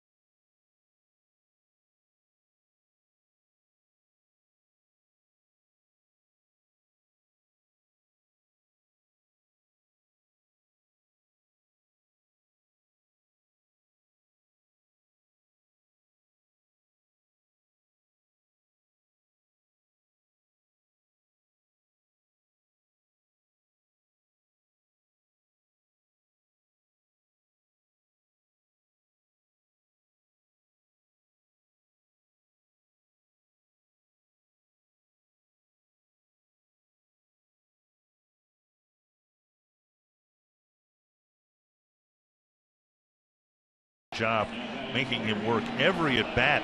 It seemed like was a grind. Looking back here, was there ever a one first or second or even a third pitch at bat? I think the only time he got a batter retired in 3 pitches is when Freese struck out twice. Combination of Kyle not having great command, and you do have to give credit to this lineup for the Angels. They've been winning ball games, and there's a reason for that. And they had some great at bats. And somehow they've got 10 hits in 5 innings off Kyle Gibson. Bases loaded, tough jam here for Blaine Boyer. Joyce, the batter. First pitch skied to short left center field. Hicks setting up for a catch. Now coming in, and the throw will go to third base. And another run comes in. It's a 4-0 ball game. Sacrifice fly for Joyce. 21st run batted in of the year.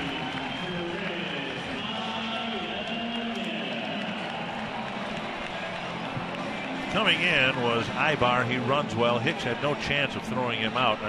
That's a throw to third base we might not have seen from Aaron Hicks the last 2 years. It's where the throw should have gone, to third base. Absolutely. To keep the double play in order. But we've seen Hicks in his rookie season and maybe even last year airmail one towards home plate. He didn't do that. We'll see if Boyer can get Iannetta to hit one on the ground and keep this game within reach.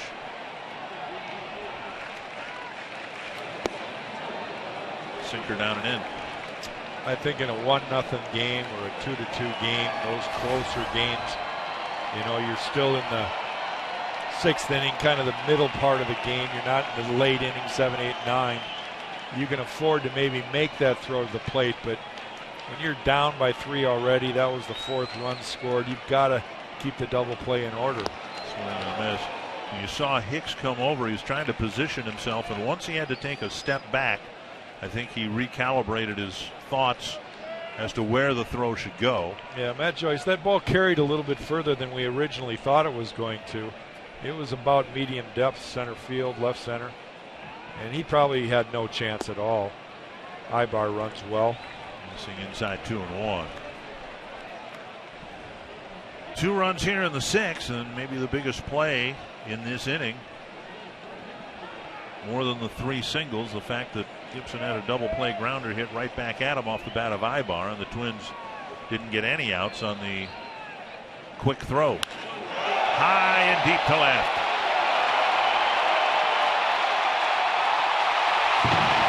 Chris Iannetta, it's his 6th of the year, and the Angels have busted it open.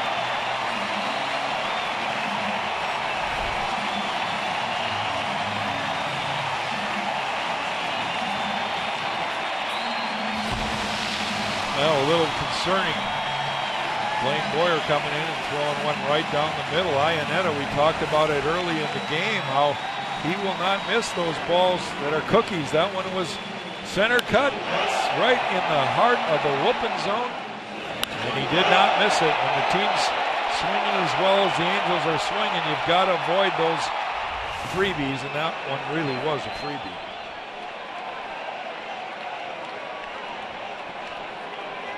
Base is empty. Drive to left, hit at Rosario, and that's out number 2.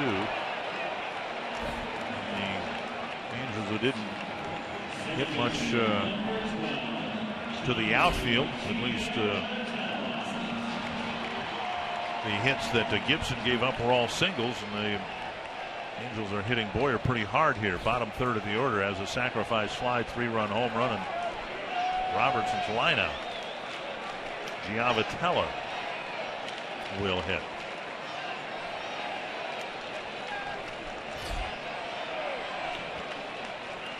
Down and away, ball 1. Gibson will have at least one streak broken. He had won each of his last 4 starts.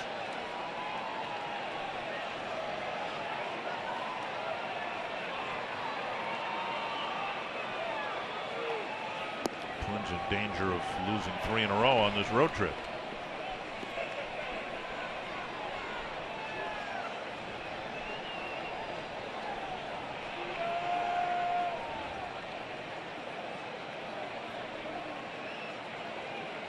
Two and 0. And Boyer misses again.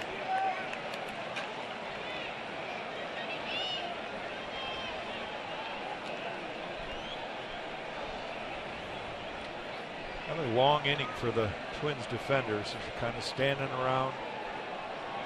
A high pitch count inning. Down the middle of strike.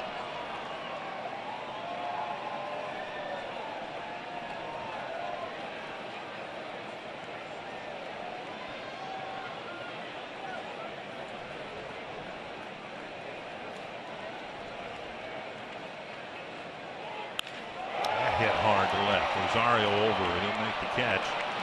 Turner didn't fool anybody. He inherited 3 runners. They all scored. The Angels had 5 more in the 6th.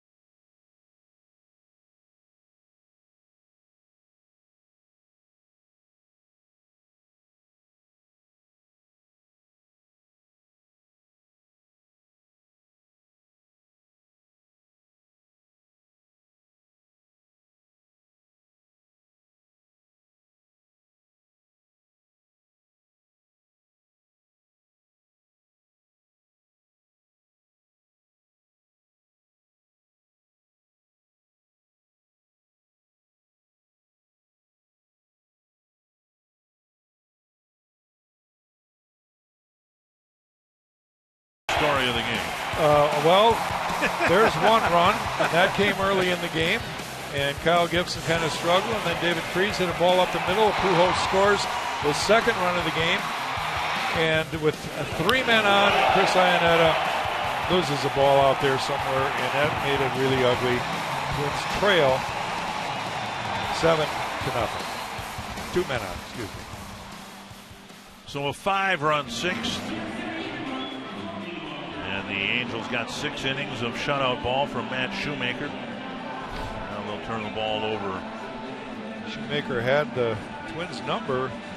He goes 6 innings, only allows the 2 hits, 3 walks with 10 strikeouts. So the Twins 14 strikeouts in their last game in Oakland, 10 here already tonight. They'll try their luck at the right-hander Fernando Salas. It'll be Rosario, Nunez, and Hicks here in the 7th inning.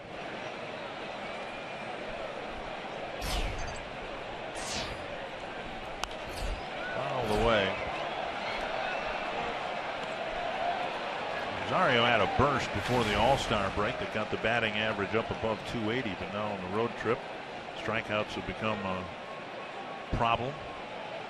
He has struck out twice here tonight.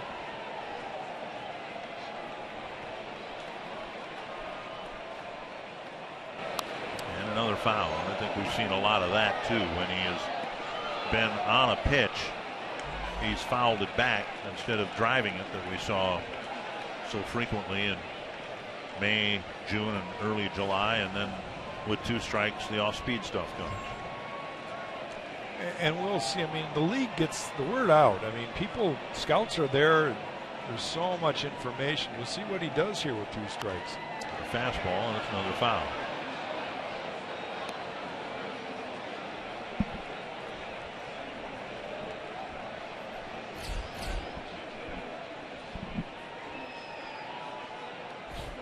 Nunez on deck.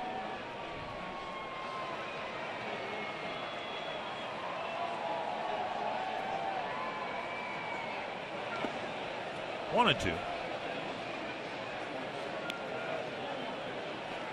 6 of the 7 runs charged to Kyle Gibson, and they were all earned runs. Yeah, Kyle came into this game with a very good earned run average, 2.85. With 6 earned runs over 5 innings, that'll jump up quite a bit. Rosario lifting one fairly deep to right field, but Calhoun on the edge of the track hauls it in, 1 down. Back to our trivia question. And you got plenty of time. Yeah, I had overrule, plenty of time. I would say Terry Collins. My thought process was so focused on this game, I just haven't had time to contemplate. Joe Madden. But now that's a bit of an asterisk because he was just an interim manager. I was going to say that kind of a trick question. Joe was a bench coach here for quite some time. And a strike called to Eduardo Nunez. For a while in baseball, they had the Mike Scioscia managerial tree that included Joe Madden, Ron Renicky, who was fired earlier this year by Milwaukee, and right, almost in your lap. Well, we have an awning a little about 10, 12 feet above us, and had that awning not been there, I probably would have had to reach behind me to save the life of our great crew in this booth. But of course, I would have done that gladly for all the information I've been given. In this 7-0 game that's been. I would have actually stood up and made an effort. Foul back. And of course, Bud Black was also a coach here with the Angels. And Mike Scioscia, and he was let go in San Diego. Ryan O'Rourke is throwing now in the Twins bullpen. And Joe West calling Nunez out on pretty much the same pitch he called out Escobar as a left-handed batter. See another look here. That was outside. Outside in our estimation, but the 11th strikeout now for the Twins. First for Salas. Ryan O'Rourke warming up. And Hicks at the plate. Ball one. Hicks struck out in the second, swinging. And then right after Nunez got the first Twins hit, Hicks hit one to the backhand side of Giavotella, who fielded it deftly and started a double play. Swing and a miss. 1-1.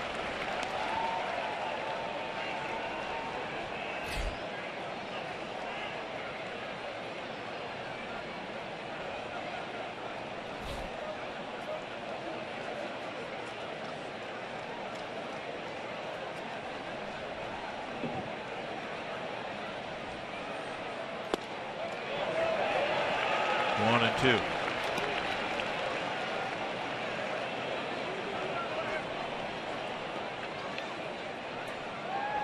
I just think it's important for the Twins to, even though this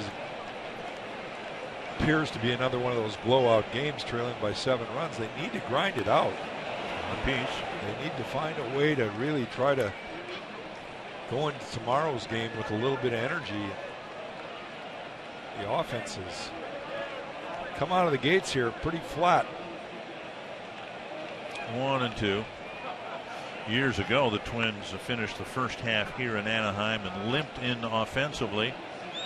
That's when the Twins acquired Shannon Stewart, and the results were immediate after the All-Star break. Twins came out of the break, swept the Oakland A's in a 4-game series at the Metrodome, and came back and won the game. I told you this between innings, a few innings ago. It's just been a long time, and rare is the time I can remember the Twins putting up a lot of runs here. The Angels have been good for a good part of that time. Up and in, swings and misses second time. He strikes out, and Salas has a 1-2-3 7th inning.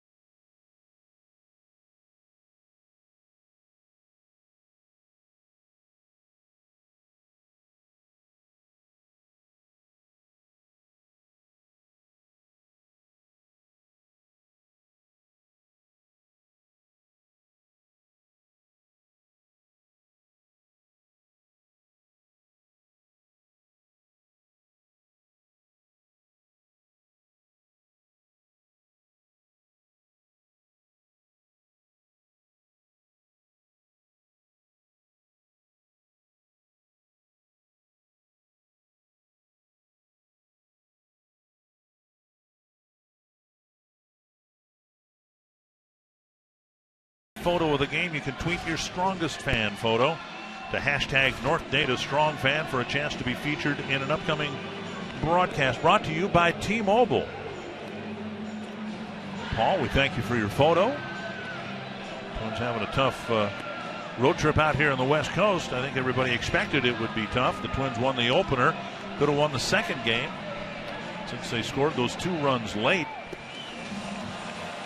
in Oakland Saturday night. Looked like they were in position to maybe win a ball game and steal one from the A's. The Twins have scored 1 meaningless run since. Yeah, it was a tough game to lose because they had it stolen, and Oakland came back and sniped it back from them. Ryan O'Rourke, the new Twins pitcher, good numbers for him. Is yet to give up an earned run in 3 1/3 innings. O'Rourke, a Massachusetts native, will face the Angels here in the 7th, starting with Cole Calhoun. You made a accurate, I think, observation. It reminds us a lot of Caleb Thielbar, right? With his delivery from the left side.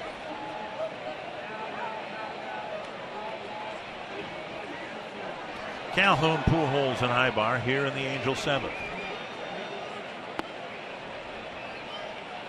1-1. O'Rourke a little bit taller, thicker than Thielbar, bigger guy.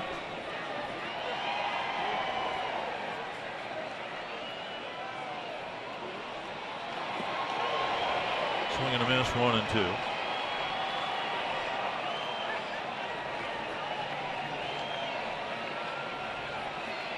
Lefties have been 0 for 5 against O'Rourke.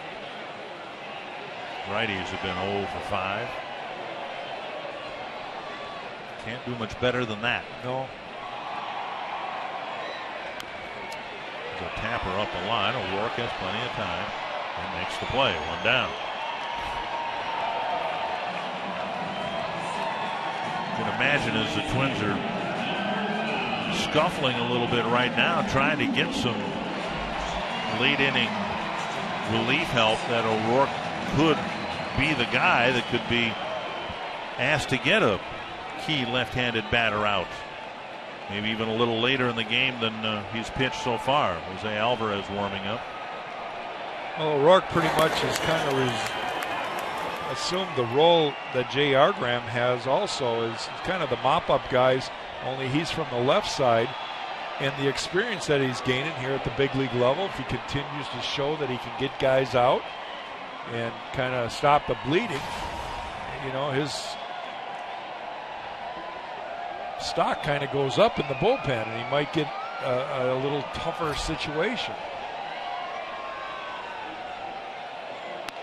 No, getting ahead of Pujols 0-2, and I think as we work through July, I mean, Twins fans I'm sure are well aware Twins carried 13 pitchers for most of the first half, but they're carrying 12 right now. So, you know, that means that the 7 relievers are all going to have to pitch in more leverage situations than perhaps they would if the Twins were carrying 13 pitchers.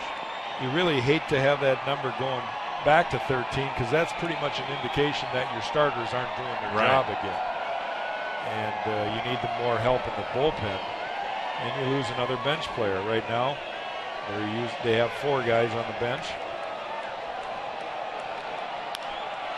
And Dozier knocks it down. He can't keep it in the glove. And Pujols will get it. Another infield hit. It was his infield single in the 6th that opened the door to a 5-run inning. Twins had Pujols shifted. You'll see Dozier reacting. I don't know, something might have happened there. Dozier looked like he got a late break, and I wonder if he wasn't maybe screened by the pitcher. I think he was blocked out a little bit by O'Rourke. And had Escobar picked this ball up, immediately threw it instead of put it in his glove, there's a chance he still could have got Pujols, who comes out of the game now. They're going to pitch run for him. Green will run for Pujols. O'Rourke, with his follow-through, seemed to screen Dozier from the point of contact at home plate.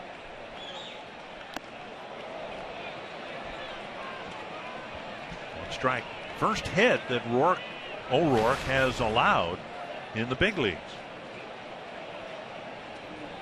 I guess if he first hits to a guy named Pujols, probably not too upset.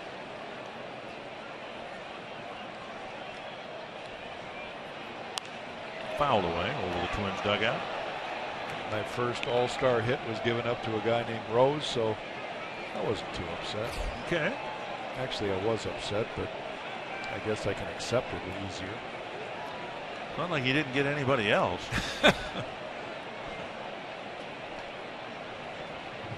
2 strikes to Eric Ibar. 3 productive at bats.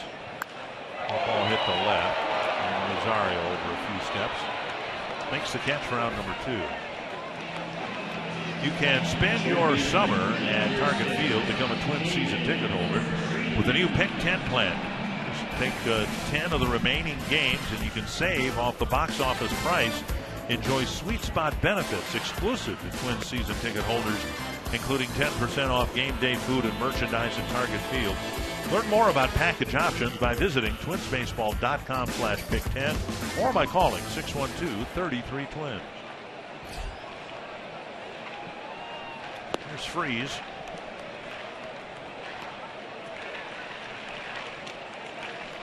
Freeze struck out twice on 6 pitches against Kyle Gibson, and then finally got Gibson in the 6th with an RBI single. He drove in the first of 5 runs that the Angels got. 1-1.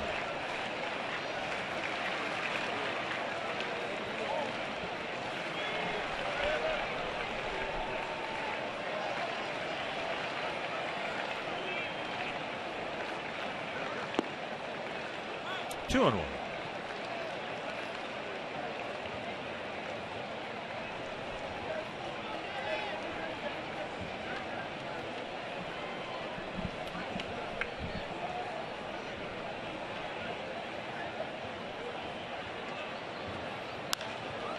Foul away.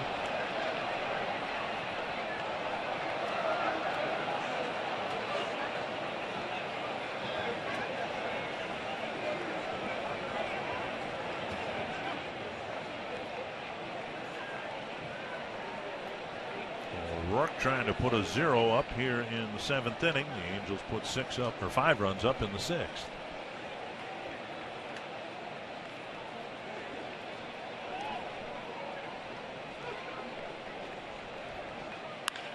Hit hard to center. Hicks back at the track, makes the catch. And it's another scoreless inning for Ryan O'Rourke. On to the 8th.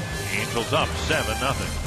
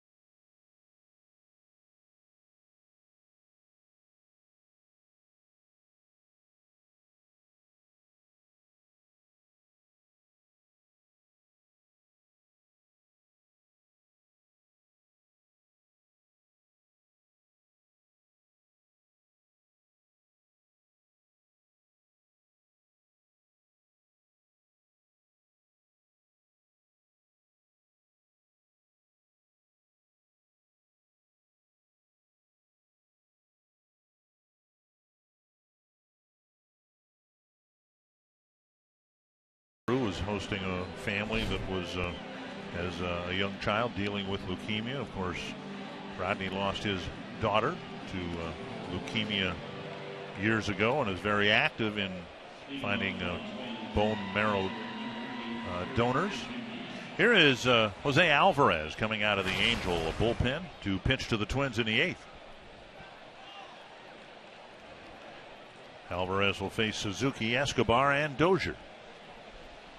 Sometimes, for both you and I'm sure you agree with me, Dick, that sometimes the best part of our day, or one of the better parts of our day, is batting practice at stadiums where you never know who's going to show up, but you look around and there's somebody that's familiar and you have conversations. I saw Rod today. I saw Don Baylor, caught up a little bit with Donnie. Former teammate of mine, Paul Sorrento's assistant hitting coach here. So, you know, it's a lot of fun sometimes to catch up with guys. The ball popped up right side. Calhoun streaks in and makes the catch. Suzuki retired, one away. That'll bring up Eduardo Escobar. Strikeout and a walk so far. Shin-Soo Choo for the Texas Rangers has hit for the cycle. Brock Holt did it for the Red Sox.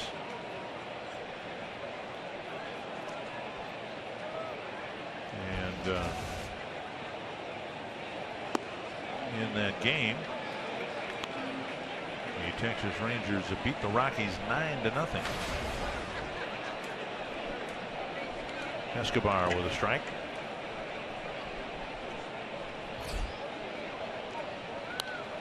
And now 2 strikes.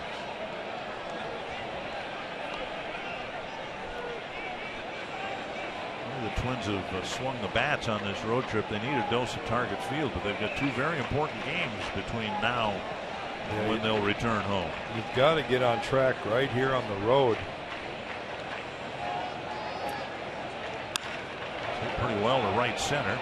Robertson streaking after it. And he makes the catch. 2 down. And they'll bring up Brian Dozier. Second baseman number 2, Brian Dozier. Dozier happy that Matt Shoemaker's out of the game. Dozier struck out 3 times on 3 sliders. Shoemaker ended up striking out 10 batters. Dozier 3 times. Twins have had a total of 5 base runners in this game, and 3 of those came via the base on balls. Foul back. 2 hits, 12 strikeouts for the Twins after 14 in Oakland, their last game. So to your point, yeah, they need to get that offense kicking in a little bit. Chopper up the line. Foul ball now. Seems unfair to put all this on a guy who's only got 43 at bats, but the Twins can't miss Miguel Sano's bat that much, can they? No. Sano, he did all right his first game there in Seattle. If you call 3 strikeouts. Oh, in Oakland, you mean? In Oakland, I yeah. mean, yeah. And then, of course, he sprained his ankle, so last couple games he's been waiting. Hopefully be back in the lineup tomorrow. He did jumpstart the offense when he stepped in and did so well. Maybe he'll be back in the lineup tomorrow. 2 strikes. 1 and 2. If you remember, and that's where we first started noticing Oakland pitched him well, because when they were ahead, they threw off speed pitches that he couldn't lay off of. They were down in the zone. And hopefully that's behind Miguel, that he's aware of it, and he'll start, because he did such a good job in his first few at bats of being patient with 2 strikes. 2 and 2. Hitters go through that. Pitchers go through slumps. Hitters go through those kind of slumps where they don't see the ball well and they're anxious. You can't usually swing your way out of a slump. You've got to be able to be patient and stay the course. Pat back to the mound. And Alvarez enjoys a quick 1-2-3 eighth inning.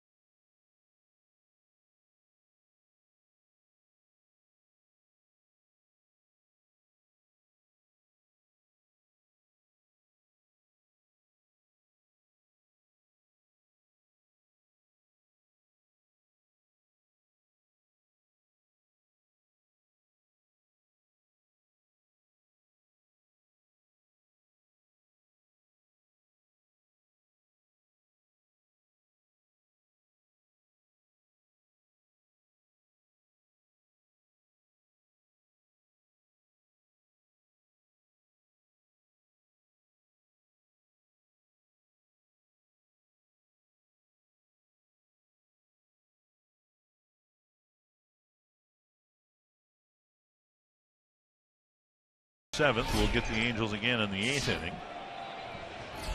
C.J. Cron, the batter, he's gotten 3 hits, all singles.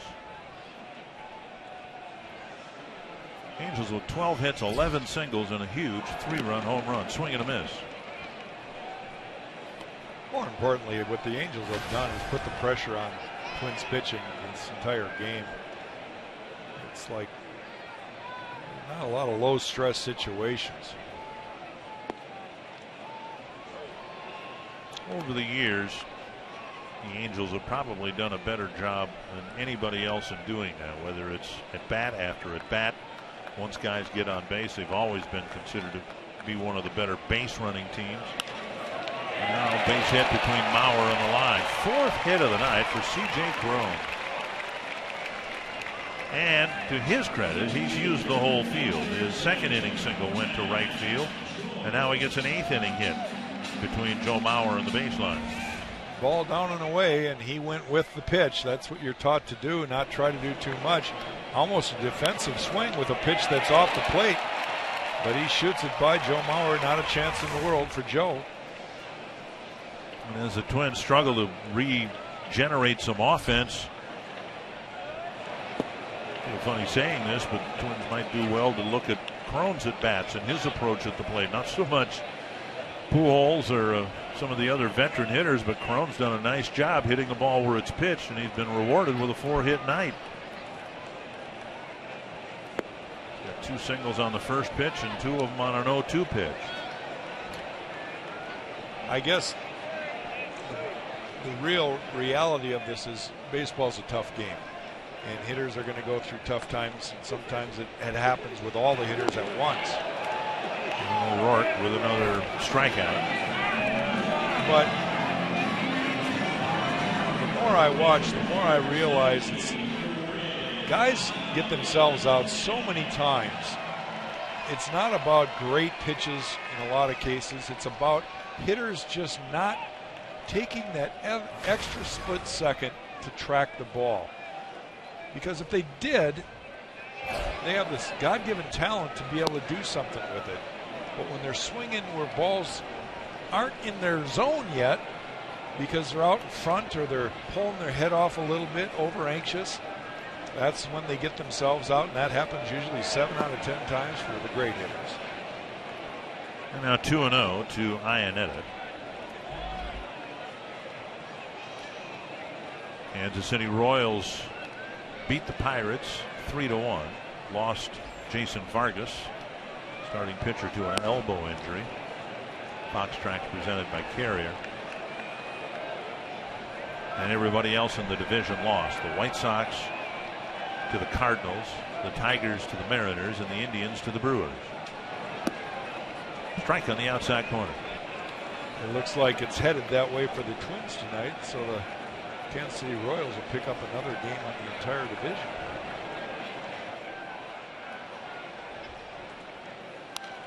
Foul back, and that goes into the Spanish radio booth for the Angels. They're getting closer to us here. I like that. You know, it's a good level to be at here for foul balls. It just gets over the screen a little bit. And, Jose Mota made the catch, I'm told. Very got a nice. Glove. It's like Gladney brings his well, but glove. he's got his glove, of course. And O'Rourke breezes Iannetta and ends up walking him.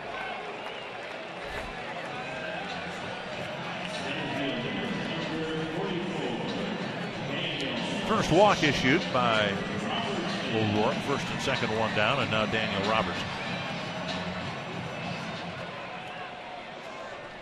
Robertson's had a good night at the plate, replacing Mike Trout in this particular game, playing center field. He's got 2 hits and 3 at-bats. Lined out in his only at-bat where he'd been retired, lining out to Rosario. Popped up. Mauer and foul ground. The catch for out number 2. Bring up Giavotella.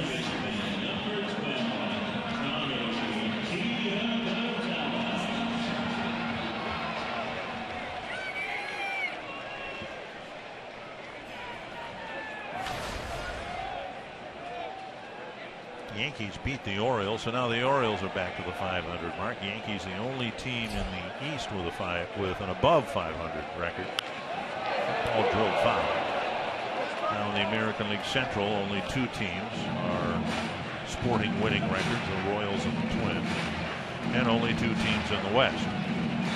So if you want to take a snapshot on July 21st and pick your 5 playoff teams, they're the 5 teams with a winning record right now.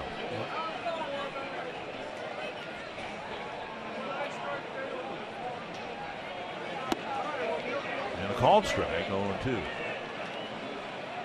You like to be the team that's winning and heading in the right direction at this time of year. And certainly the Angels in the West have shown that they are that kind of team.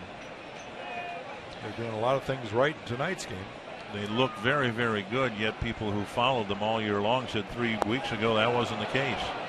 That they were floundering around the 500 mark. And they're playing very good baseball now. It's another scoreless inning for O'Rourke.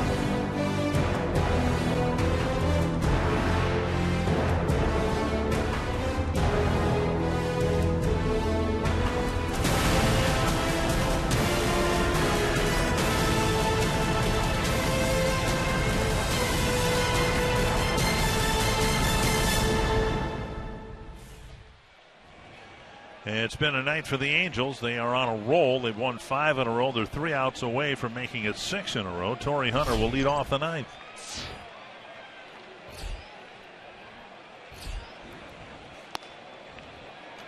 Fastball up and away, ball 1. Hunter, Mauer, and Plouffe scheduled here in the ninth.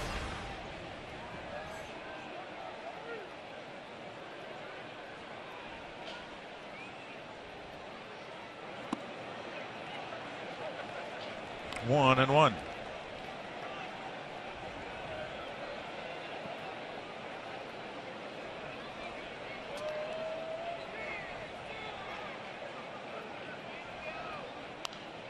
Foul back. He's got a bullseye on this booth here. That one was just beneath us. We've had 3 of them right over the top of us. We had 1 to our right and 1 right beneath us.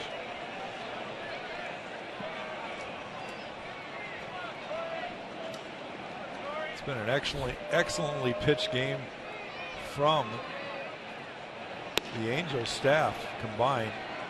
Very quick innings. Twins just haven't put together any kind of threats in this game. How often do you hear quotes from the clubhouse? You see them written in the paper when a team is struggling.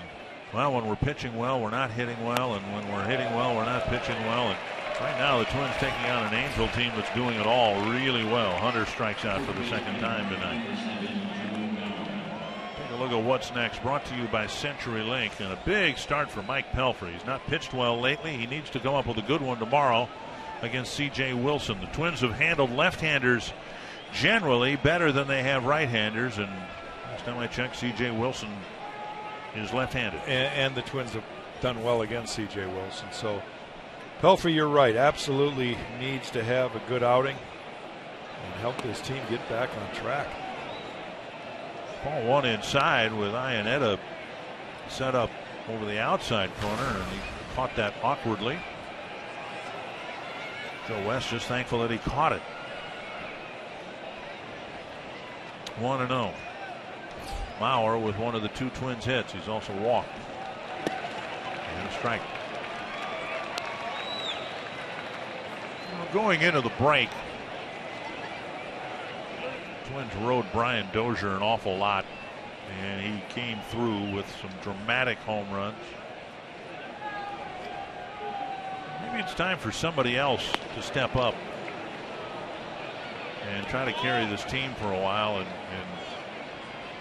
have that good week that Brian had. I guess it doesn't make any difference who it is, but the point is, I don't know that the Twins should have to rely on one guy to continually generate so much of their offense. Can't rely on one guy. It's a team game.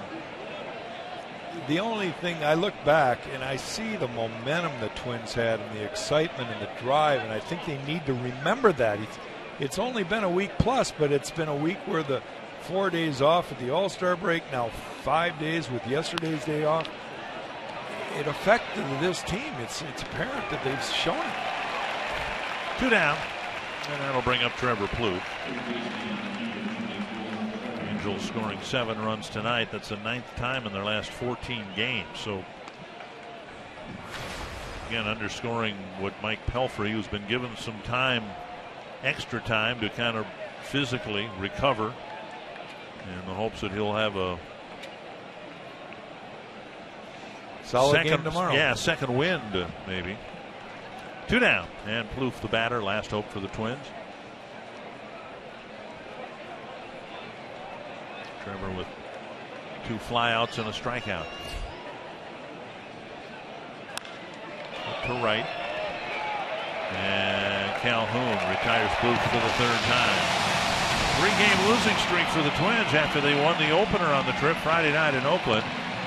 And Tom Hanneman, the Twins didn't get a good start from Kyle Gibson tonight and ran into a very hot baseball team in the Angels here in Anaheim.